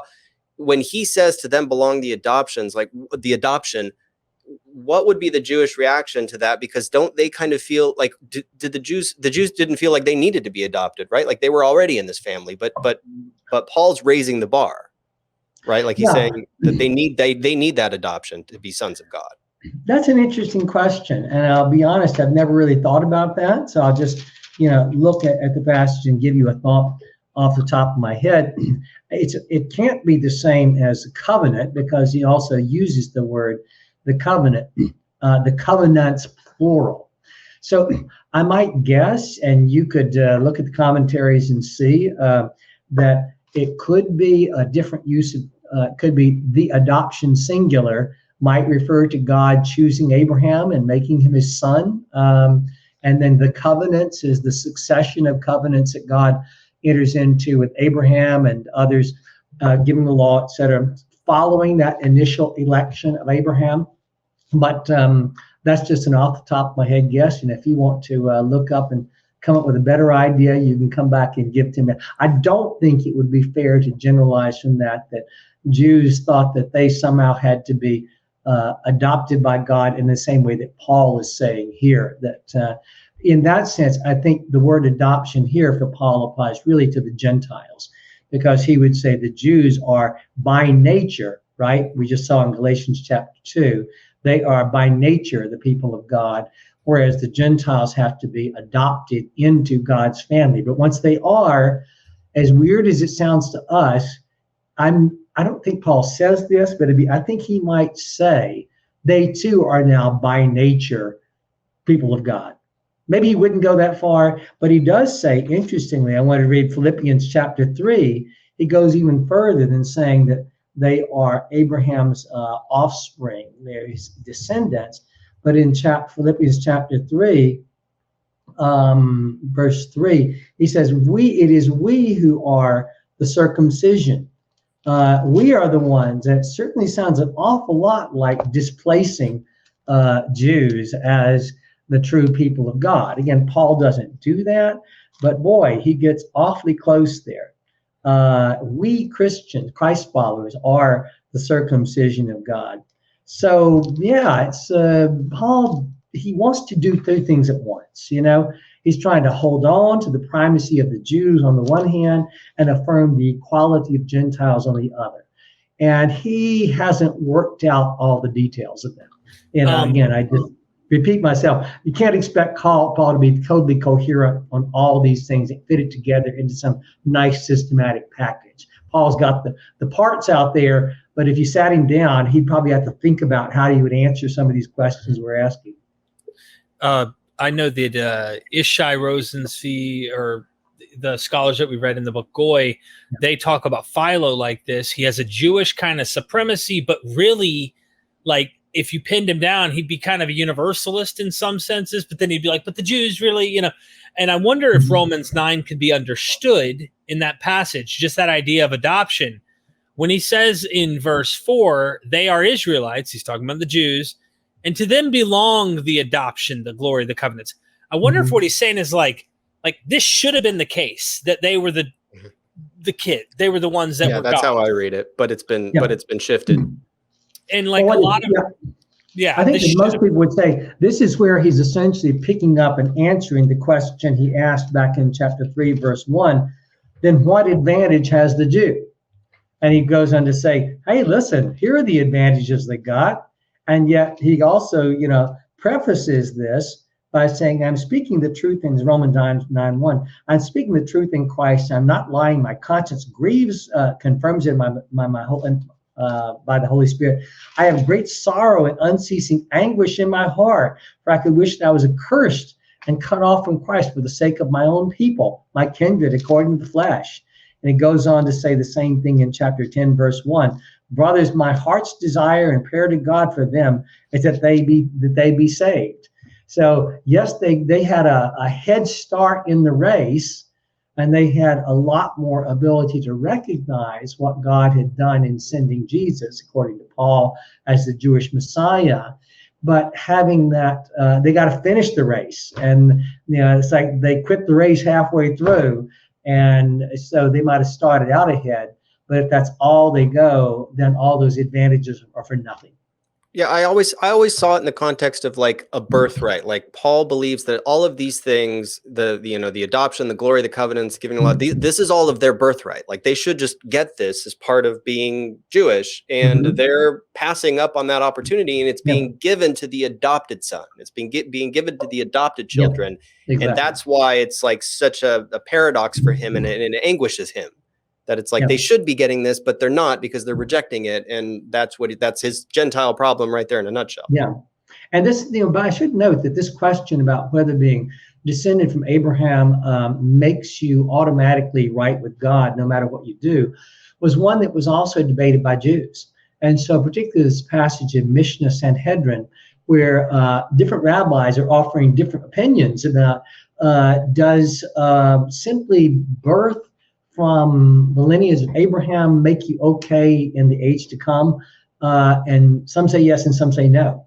And so this is not something that's just a Christian thing, because again, they got the biblical basis for seeing in the scriptures themselves that even though some people are defined from the lineage of Abraham, and that's what Paul gets at in Romans 9, they aren't necessarily going to be accepted by God when the judgment comes. And so this is something that's a debated issue all the way down through from the Hebrew prophets all the way down to the Mishnah and the Talmud, 2 to 6 centuries after Jesus.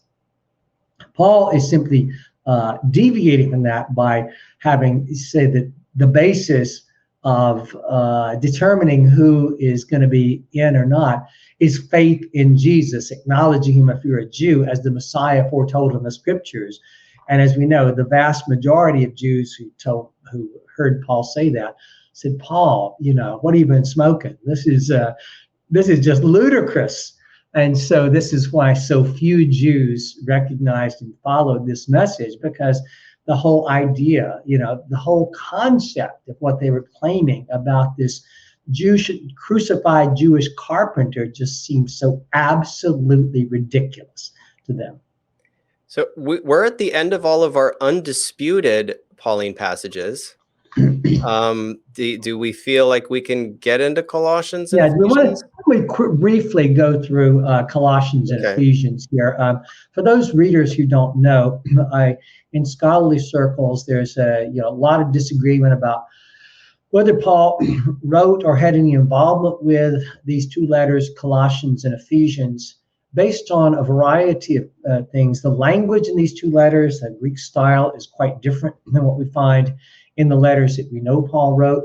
Some of the concepts and use of language are different, at least arguably different. Certain references in these texts, many people believe, refer to a kind of a further development of the Christian church beyond what it was in the time of Paul. There is a mediating position that would say Colossians is more like Paul, and therefore maybe Paul didn't write Colossians, and maybe somebody else later wrote Ephesians, because there's a lot of verbal overlap and idea overlap between Colossians and Ephesians. And so many people would say, well, maybe Colossians was by Paul, but Ephesians was kind of a literary model for writing. Colossians, a literary model for writing Ephesians. There is yet another possibility that's important to keep in mind, and that is it's clear that Paul did not literally write any of his letters. Paul dictated them to scribes, and the composition of literature in the ancient world was not something where you have an author who sits down and writes or dictates word by word only, but the people who wrote these texts could also be partners in the crafting of them. And so Paul, in several of his letters, identifies co-authors, Paul and Sosthenes, Paul and so and so and so in the first verses of the letters. And we don't know what he means by that. But it's possible that he's talking about basically this is something that's kind of, we all put our ideas together. It maybe he's giving credit to someone who was a scribe who, helped in the writing. So one possibility is that Paul simply gave more freedom to a scribe or secretary in the composition of Colossians and Ephesians, such that the basic ideas here are things that he would have, but would not be something that he actually had as much direct dictation role in, that he more approved something that was written by others. Interesting, yeah, a conference, British New Testament conference on Pauline authorship of the different letters. So you see Colossians, according to this, you got 56% would say Paul did write it, 36% uncertain, and only 17% no. I'm surprised that it's that. At least the British scholars are skewed a little more towards Colossians and Ephesians. Yeah, exactly. Whereas Ephesians, you got 39% saying yes, and 28% maybe, 42% saying no. So interesting just to see some numbers there, and whether that really carries any value in terms of generalizing more broadly to non-British scholars and others around the world is hard to say. And it's a decade old, so who knows what shifted in a decade. But so anyway, all that is just to say that in the background of our quick review of these passages is going to be this question: well, does this sound like Paul? Does it fit with what we know of Paul, or not? Or is it kind of like Paul and not like Paul? And so a little bit of the evidence for whether these letters might or might not be composed by Paul is something that's in the background of our looking at these. So I don't want to read this whole passage, have Stephen read the whole one. We begin with Colossians 3, 5 to 11, which is part of a long passage where Paul is laying, or I'm going to say Paul, I guess I should just say the author. Let's leave that ambiguous. Where the author is saying that to be a Christ follower means that you've now become a different kind of person that's got to be manifest in your behavior. And it involves here this language about putting to death what is earthly and getting rid of all these sinful behaviors. And he has long lists of them, and then putting on a new self, a different kind of language we don't find anywhere in Paul's letters about putting off an old self and putting on a new one, though it's somewhat like we find in Romans 6, where he talks about dying with Christ and rising with Christ. He doesn't draw it out quite this way. And he talks about you've clothed yourself with the new self, the new human, which is being renewed in knowledge according to the image of its creator. And then at the very end of this, in verse 11, he says, in that renewal, in this new work God is doing of transforming individuals here from state of sinfulness into a state of godly behavior. In this, there's no longer Greek and Jew, circumcised and uncircumcised, barbarian, Scythian, slave and free, but Christ is all and in all. Got a lot of parts there that sound like Paul. No longer Greek and Jew, no slave or free. There is no gender reference here. This passage compared to Galatians 3 does not say no male or female. It does bring in circumcised and uncircumcised, which is another way of saying Jew and Gentile, where he's also said Jew and Greek. Then he throws in barbarian and Scythian. It's not like Paul. Paul uses barbarian a couple of times, but he never uses it in this kind of context. Scythian is kind of out of left field, debates about why he brings in the Scythians, who were some semi-barbarian people off on the edge of the empire. And he says Christ is all and in all. Well, again, sounds like similar ideas to Paul, but he doesn't put it that way. He talks in 1 Corinthians 15, we've all been baptized into one body, the body of Christ, which is kind of like Christ in all. Then Galatians 3, he talks about it's through baptism we become offspring of Abraham if you belong to Christ, if you are of Christ. The ideas are similar, but the language is different. And so are the differences here, basically, there's not a whole lot to be said further. It's similar ideas to everything we've been talking about, that all these social distinctions, particularly he double emphasizes the ethnic one by saying both Greek and Jew, circumcised and uncircumcised. None of these matter in this Christian community. But now it's not talking about in relation to observing the laws of Torah, as it was in Galatians chapter 3, but rather it's about personal behavior, personal morality. Well, that is about behavior, but the behaviors he's talking about here in Colossians are not explicitly obedience to Torah or not. So we see a lot of elements here that are similar to, very quite like, they're not inconsistent with Paul, but they're different enough to raise questions about whether this is somebody else saying, taking the same kind of themes and ideas and concepts of Paul and putting them into language and in applications that Paul himself never made. So that's all I'll say there. One of you want to comment on that?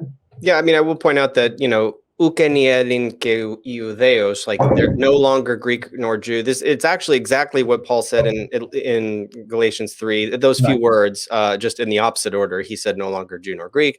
But you can tell that there seems to be an imitation. I mean, if it's not Paul, that it's trying to sort of sound like him, but it's also really different in a lot of the phrasing. And that's one of the things that makes Colossians difficult, because there are a lot more verbal echoes of Paul's other letters in Colossians, whereas Ephesians is much further stylistically from what we find in Paul's other letters. I mean, for example, we can go into Ephesians, like the whole first chapter of Ephesians is like 2 sentences in Greek, maybe 3 sentences. And Paul just doesn't do that. I mean, Paul can write some convoluted sentences, but they might run for, 2 or 3 verses, not for 20 verses.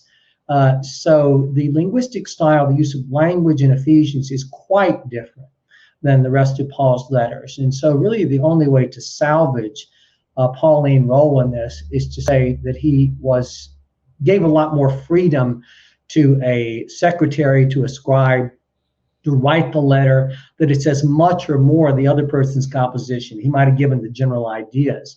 By the way, one other explanation here that's worth noting that most Christians and church people probably don't know is that while in our English Bibles, it says, this is the letter to the Ephesians, he says that first chapter 1, verse 1, Paul, an apostle of Christ Jesus by the will of God, to the saints. By the way, we've not talked about that word saints, which is one of Paul's favorite terms for Christ followers. It's not saints in the Catholic sense, but it means those who are set apart for a sacred purpose. And notice, literally those who are holy, right? Yeah, and the word holy, yeah. But I want to use the word set apart, because the word holy is not in the Hebrew Bible about I'm a holier than thou, I behave better than you. The fundamental notion is set apart, and it really comes back implicitly again to this Jew-Gentile thing, because the Christ followers are those who have been, if you're a Jew, you've been set apart from other Jews to be part of this new community. If you are a Gentile or a Greek, you've been set apart from the other people in your group. And whatever your ethnic identities are, you are now set apart, separated from those prior identities to be included in this new community. And his term then, his most common term for those who in the community, is brothers. Sorry, Paul's not gender equating here. You use male language, but the setup, once you've been set apart from being a Gentile or a Jew or an Egyptian or a Syrian in this new community, you are now brothers, which again is familial language. You are all one, you're family, you have a common ancestor, and implicit in all this brother language is all this ancestral talk we've been talking about being descended from Abraham, but descending from God, being descended from Christ, et cetera, et cetera. So he's trying to create, again, something like a quasi-ethnicity in this group. You're all related to one another. You are all brothers, a kind of a relationship that supersedes all these prior social and ethnic identities and relations that you have. So it's worth highlighting that word saints and brothers. Anyway, he goes, Paul, an apostle of Christ Jesus by the will of God, to the saints who are in Ephesus and are faithful to Christ in Christ Jesus. The words in Ephesus here do not appear in a lot of the early manuscripts of the book of Ephesians. And so it's been suggested, I think, with a lot of plausibility. This letter has this is a letter that Paul wrote for multiple congregations to be circulated, or that somebody wrote for multiple congregations. And so this could help explain why the language in this letter is much more general, not a lot of personal references like there are in Paul's letters, because it was intended to be circulated. Some people even think this might be the lost letter to the Laodiceans that's mentioned at the end of Colossians, where he tells the Colossians, the author tells the Colossians, give this letter to them and have you read the one I wrote to the Laodiceans. You know, who knows? But I mentioned that all just to say that you can, if this is something that Paul intended as a circular letter and he gave more freedom to someone else, you could understand it as originally kind of generated by Paul and allow for all the linguistic and ideological variations. Most academic scholars say that's a bridge too far. Don't think they want to go there. There's just too much evidence on the other side.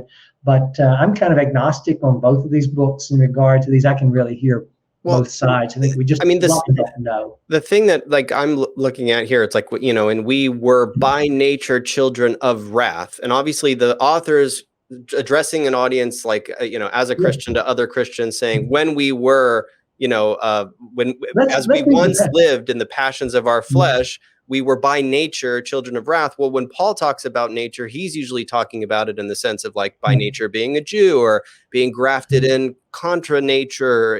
This seems odd if you're thinking of this as Pauline. Yeah, well, you didn't read the passage. I was actually going to have you do that. Oh, okay. We're jumping ahead there a little bit. I'll read Ephesians 2, 1 through 7. Yeah, read out to Ephesians chapter 2, verses 1 to 7. And you were dead in the trespasses and sins in which you once walked, following the course of this world, following the prince of the power of the air, the spirit that is now at work in the sons of disobedience, among whom we all once lived in the passions of our flesh, carrying out the desires of the body and the mind, and we were by nature children of wrath, like the rest of mankind. Let's pause there for just a moment. A lot of interesting things going on with the pronouns here, isn't there? Yes. Yeah. It's very, very hard to pin it down. Yeah. You were dead in trespasses and sins in which you once walked. This is just like language Paul uses elsewhere for Gentiles, right? And it sounds like he's writing to a group of Gentiles here who are, you know, serving. He never says elsewhere Gentiles are serving essentially the devil here. So that's something distinction, but serving the passions of the flesh. But who are the sons of disobedience, right? Are they Gentiles or? Yeah, the language is language that he would use of Gentiles, but then he shifts, in that we, among whom we all once lived in the passions of our flesh. Well, wait a minute. Okay, who's the we here? Is it the author letting slip the fact that he's actually a Gentile? And he was saying you, and now he's identifying with them. And is that a clue that this is not Paul? Or is it Paul, we Jews lived among Gentiles, i.e. referring to Jews in the diaspora. We lived among all you sinful jerks, and it influenced us so that we gave in to the passions of our flesh also. But then he goes on, as you started to say, we were by nature children of wrath. That doesn't sound like something he'd say of Jews. But then he says, like the rest, as if he is, well, don't go ahead, like he is still talking about Jews, someone who is not part of the rest of humanity. So it seems, I think, in a very non-Pauline way, the author here is saying, Jews were not just unable to obey the law, which, by the way, has almost no role in Ephesians, the law, the Torah, but rather that Jews weren't just unable to obey the laws. They were just as caught up in their passions and sins and worthy of God's judgment as Gentiles were. Paul does charge that they failed, but to say we were by nature children of wrath, in the carrying out the passions of our flesh, carrying out the desires of our body and mind, that's further than Paul ever goes in talking about the state of Jews without before Christ. So it's hard to know what to do with it. Is he talking? Is the author identifying as a Jew and saying we Jews were just as bad as everybody else, or is the author identifying as a Gentile and letting it slip? That last part about we were like the rest seems to imply a distinction. So I think implicitly we're talking here about an author who's identifying or presenting as a Jew, but saying some really non-Pauline things about how bad Jews were before Christ. I mean, I would point out that, because I have gone through this and I've highlighted all of the pronouns, and it's not displayed here. But when he says among whom we all once lived, yeah. If you glance over, if anybody is capable of glancing over the Greek and looking what that says, it says keimis, and we also, like also us. It sounds to me like that particular reference is saying we Jews also once lived. If you're going to take the position that this is Paul and he's contrasting himself with his audience, I think there he's actually not saying we all once lived as in, we as in I and you, the audience. He's saying we Jews once lived. I think that's how I would read that, because there's this word K that's right before we, that makes it seem more inclusive of like I hadn't noticed that is missing in the English translation there, isn't it? Yeah. Yes, that's great to bring that up. So then he goes, we don't need to read the rest of it. Well, go back to that one, just the end of it there. He does use inclusive language. God, being rich in mercy because of his love, made us alive together with Christ, and it's all in the same way. God's treated all of us the same, Jews and Gentiles, seated us all equally with him in the heavenly places in Christ Jesus. I'm not going to try to get into what that means. And the ages to come, we're all going to be treated equally as recipients of his grace. So the plan that God had is to treat all Jews and Gentiles alike in the same exact way, not only in the Christian community, but in terms of the mind of God and the future plan that God has for humanity. So then we go on, we skip over a couple of verses where he just adds a bit more of that. By grace you've been saved, not by works. You're to be created to do good works. So go on to the next slide, and we'll continue in Ephesians chapter 2. 11 through 16. 11 through 16. So remember that at one time you Gentiles in the flesh, called uncircumcision by those called circumcision, made in flesh by hands, remember that you were at that time without Christ, alienated from the commonwealth of Israel and strangers to the covenants of promise, having no hope and without God in the world. But now in Christ Jesus, you who once were far off have been brought near by the blood of Christ, for he is our peace, and he has made both groups into one, and has broken down the dividing wall, that is the hostility between us, in his flesh, having abolished the law with its commandments and ordinances, that he might create in himself one new humanity in place of the two, thus making peace, and might reconcile both groups to God in one body through the cross, thus putting to death that hostility through it.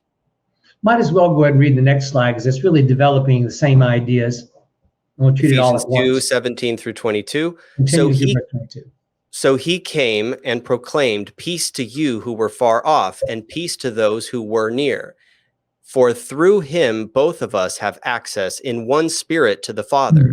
So then you are no longer strangers and aliens, but you are fellow citizens with the saints and also members of the household of God, built upon the foundation of the apostles and prophets, with Christ Jesus himself as the cornerstone, in whom the whole structure is joined together and grows into a holy temple in the Lord, in whom you also are built together into a dwelling place for God in the Spirit.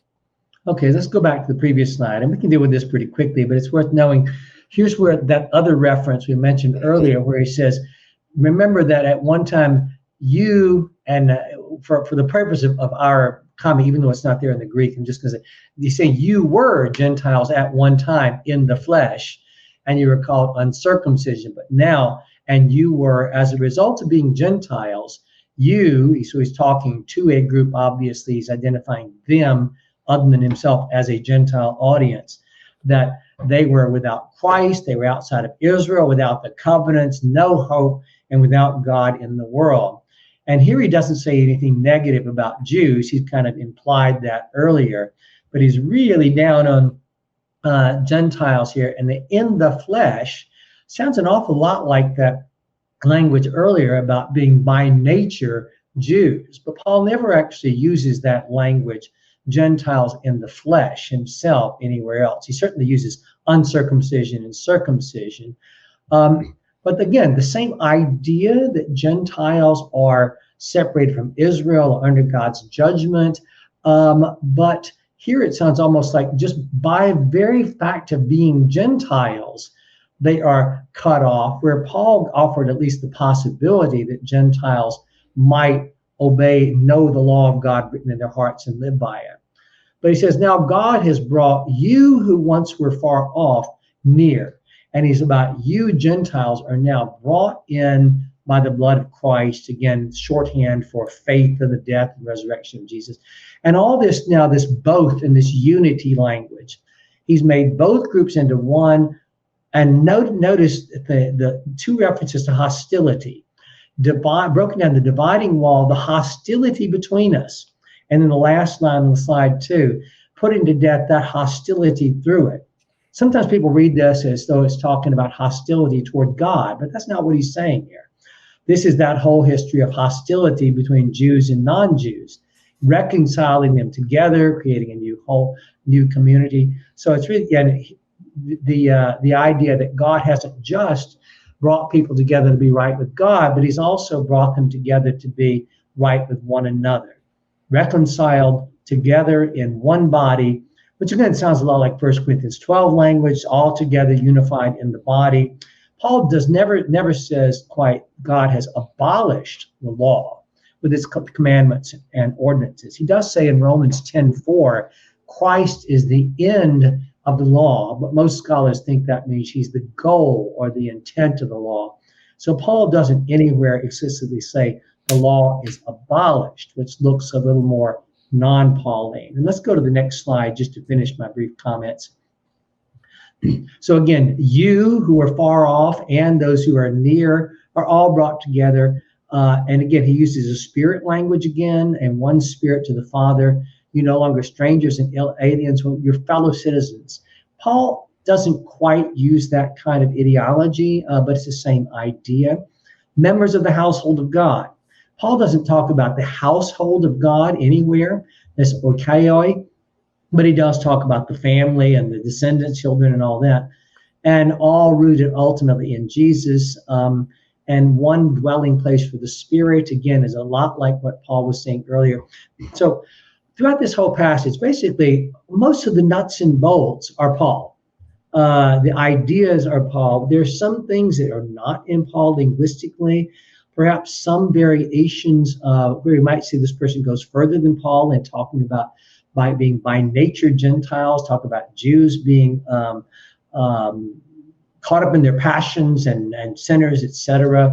Some of the other language here. And so the question is, the basic essence of what he's saying, this is what Paul, it's an extension, continuing the same ideas, but is it enough to say, evidence for or against Pauline authorship? Again, it comes down to what do you do about that question of the freedom that Paul might have given to a scribe in composition. But I think ultimately, just to summarize all these things, I think the purpose in Ephesians and Colossians is the same, essentially. That's what we find in Paul's letters, to address the theological question of where Jews and Gentiles fit together in God's plan, perhaps to address some of this political insecurity that they are feeling as not Jews, but a little less, much less so of that in Colossians and Ephesians. Certainly the social side of overcoming prejudice and hostility, and not so much on the missional side. That doesn't really come out here in the way it's used of Paul's preaching to Gentiles versus Jews. So those elements, some elements of this carry forward elements of Paul, others get a little less attention. Is that explicable simply by the virtue of the different audiences, the different times and circumstances, or is it enough to say, no, it's just different enough? I think somebody's just taking Paul's ideas and extending and applying them and writing in the name of Paul, which, by the way, people did do in the ancient world. We got a number of letters of Plato, for example, that we know Plato didn't write. but they are letters claiming to be by Plato. We actually have a document from the 2nd or 3rd century that's commonly called 3rd Corinthians that is written exactly as Paul writing it. And yet we know because of various references in it, Paul did not write this.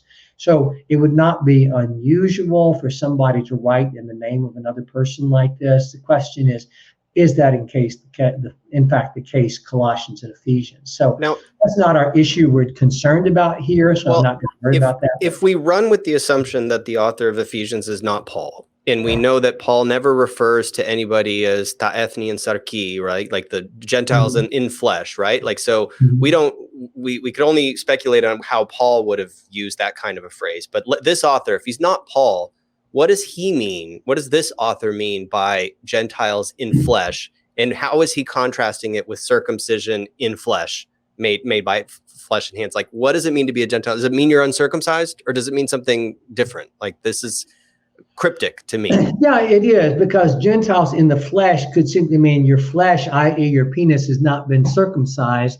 Yeah. And so when you go to the baths, I don't think that's what it means, but that's what it sort of like rings as. And I know a lot of people when you go to the interpret it baths that way. in the afternoon, you can look around at people's genitals and see, okay, you were a Gentile in the flesh, you were a Jew in the flesh. And so I wouldn't rule that out, because, Paul uses this language a lot, circumcised and uncircumcised, as shorthand for Jews and Gentiles. And certain people have been writing on this, particularly some of our feminist scholars, have said we should not downplay the physicality of that and just kind of spiritualize it away. Okay, this is a shorthand term. There was, people could see at the baths, some people are Jews and some people are Gentiles. Well, let me put it this way. If you take out in flesh, it doesn't say in the flesh, in flesh. If you take in flesh out, it conveys something, right? It says, like, at one time you Gentiles called it circumcision. What specificity does the author add by inserting that prepositional phrase? Well, I would suggest two things. One, notice he's also got in flesh with the circumcision. The Yes. Jews, it's in flesh made by hands, that is a circumcision performed on people, as opposed to something that and is permanent. Mm-hmm. Whereas these Gentiles in the flesh, they could remain part of God's people without being circumcised, or they could be circumcised. So it's not a permanent thing in their case. Another possibility is as also Paul talked about being Jews in the flesh, implying the idea of physical descent from Abraham. He could also be implying here, you are physically descended from other people, not Abraham.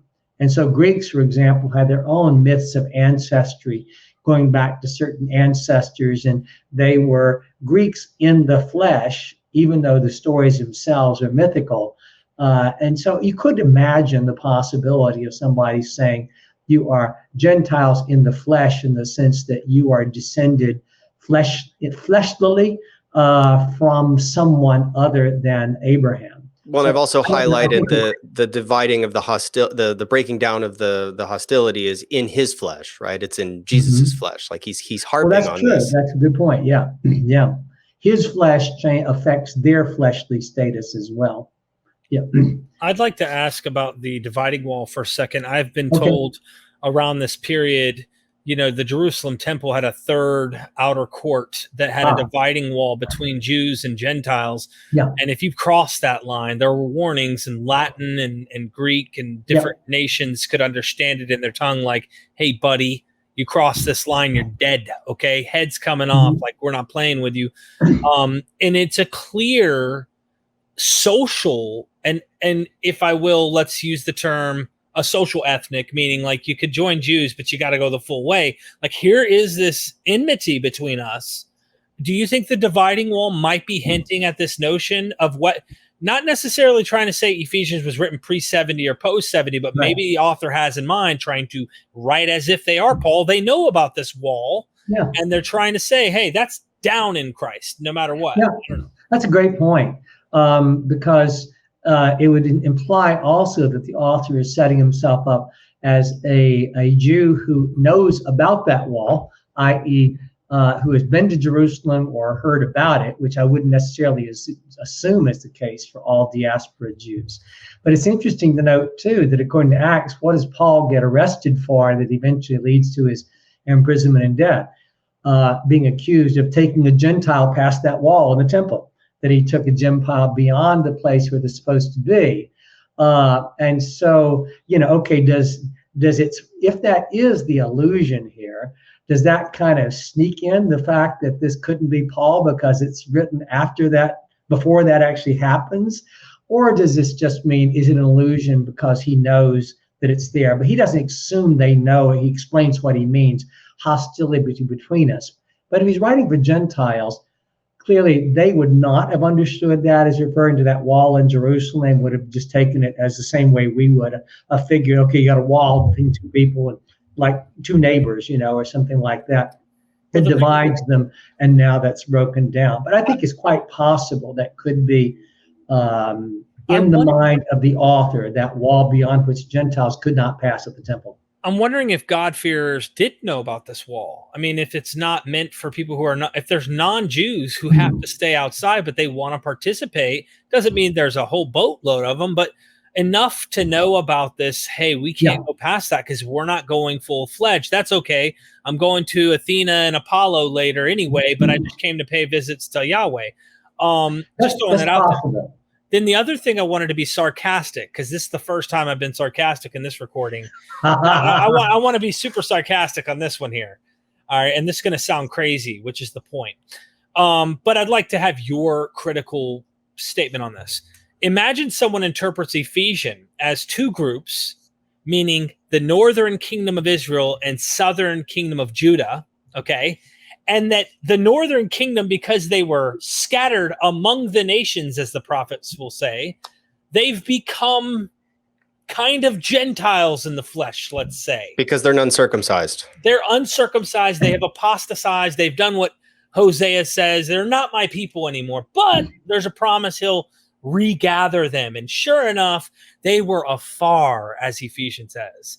Do you think that I'm really pushing and going way beyond the boundaries of Ephesians context? I'll add some specificity to what Derek said. The people that push this also harp on the term alienated, because they think that alienated means, in the sense, there is some attestation where you can say in a divorce, a husband is alienated from his wife, right? So it doesn't mean you've always been separate. It means you became separated in the same sense that God divorced the northern kingdom. That's what they... But it's interesting you bring that up, because you and I have had some conversations about this. And I wonder, I don't want us to get into it now, but notice, insofar as you're talking about northern tribes, you're talking about the people who were known as Israel in the Hebrew Bible, right?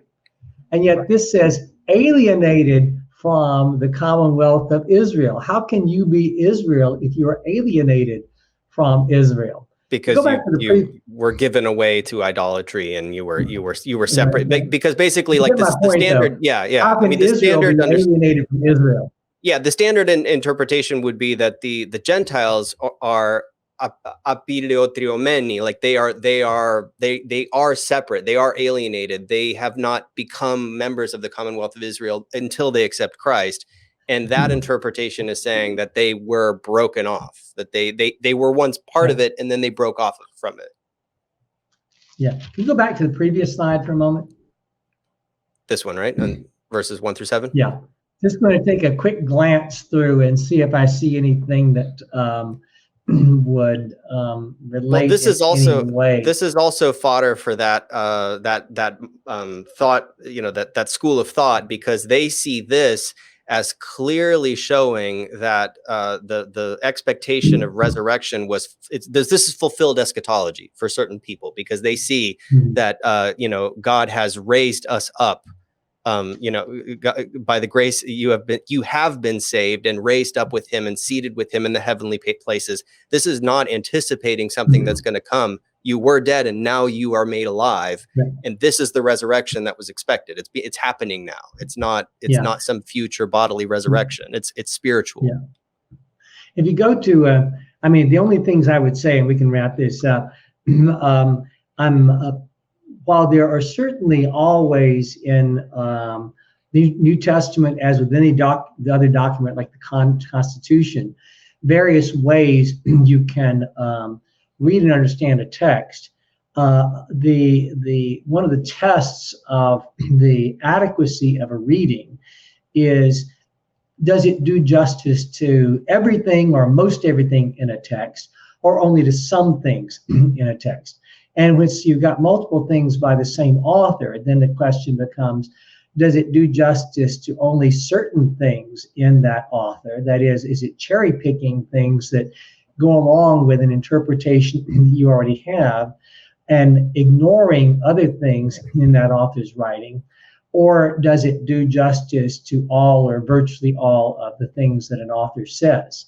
And so I would suggest that if one reads certain passages certain ways, you might be able to kind of find things like that. But we already talked about so many other things in our last presentation, where it's very clear that the ways in which language was used, the way these terms were used, these ideas were used in Paul's day, has absolutely no evidence of that in any way being on Paul's mind or anybody else's.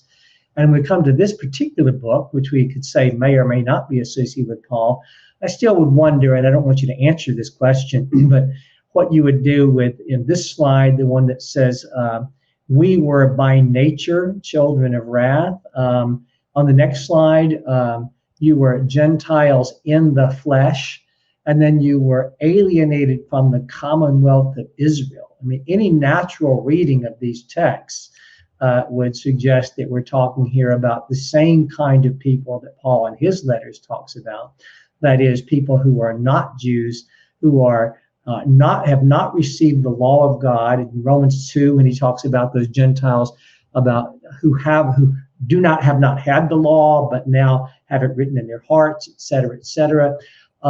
If this is associated in any way with Paul, or insofar as it does carry forward Pauline ideas, the very clear references, I mean, one of the fundamental principles of biblical interpretation or constitutional or anything is that the unclear texts, or those that are subject to multiple interpretations, should be interpreted in light of those that are clear and those that have a very undebated interpretation. And so I think at that point, allowing the clear text to interpret the ambiguous ones that could be read in different ways is the path that any reputable scholar, and I would suggest anyone who's simply trying to be a good reader, should do. So let me just close on that and let you wrap us up, because I know we're out of time.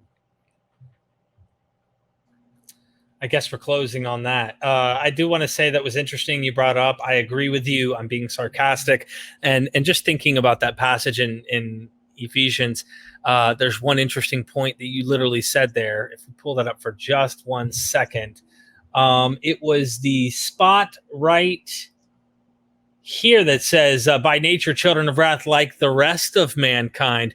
This particular... It doesn't say mankind. It just says the rest. Mankind is in brackets, but that's what it implies. Like everyone else, basically. Everyone else, right. Yeah. And this is a problem fundamentally in their interpretive model, that they suggest that not all mankind are actually sinners, according to these authors. So technically, the only people who are real sinners are the people who are given the law. The only people who were given the law were Israelites. So how do you explain Gentiles and Romans sinning?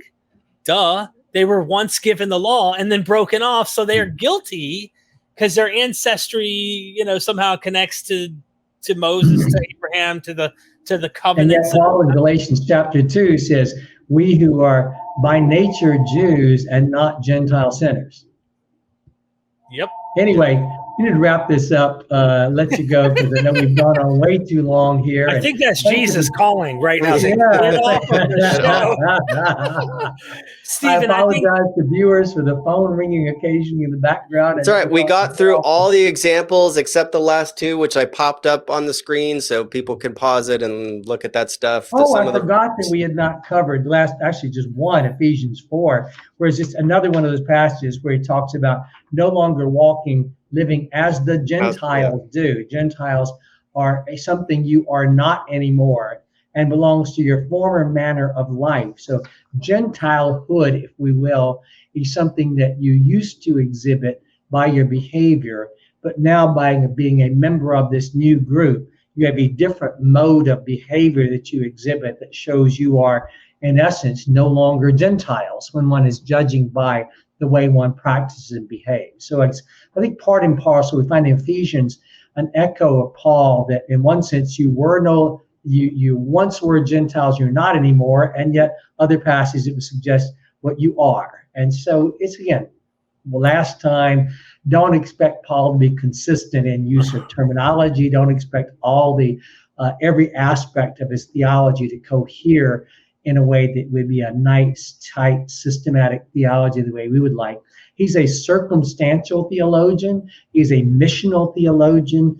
He is addressing problems as they arise, and probably a lot of things he hadn't really thought about until a problem arises. And he then takes his principles and his understanding, fundamentally rooted in the death and resurrection of Jesus, and says, yeah, how does that apply in this case?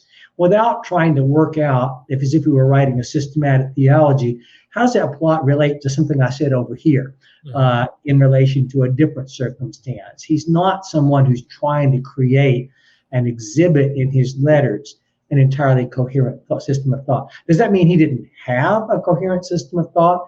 I think it's hard to say that. I don't think I have a coherent system of thought. I'm not sure any of us have a coherent system of thought where we've thought about all the implications of all our different ideas and whether they are contradictory with one another or consistent with one another. And I would suggest Paul's a human being like us. Thank you so much, Dr. Stanley. Everybody go get his books on Amazon. The link is in the description. If you want to go to the level 3 or 4 or 5 in heaven, because if not, you're going to stay at they're going to have like the bums and ghettos and stuff like that. You're going to be in that location. If you get the books, you'll get some free passes into better places. We'll even break down the dividing wall between some of those locations, if you will. Also, aslavestory.com. Please check out his website. Stay up to date on what he's working on. Always constantly chipping at the historical reality of what's happening. And then, of course, if you really want to be saved, right, like true salvation and whatnot, you can join the Patreon. I'm telling you, oh, who's this? Oh, that's the previous interview. It's early access for everybody who supports MythVision. This will find its way into the broad daylight. I won't keep it hidden under a lampstand. So help support us. You can join as little as $3 a month. Less than a Starbucks coffee for the whole month, and I work very hard. You can private message me as well. Give me ideas of academics or topics or questions, things like that, and I'll try to spend the time helping you out. So please help us out there. If I can, Stephen, would you like to close out with some statements about what you've learned from this episode, and then I just want to say thanks to Dr. Stanley for sitting through it for like 5 collective hours.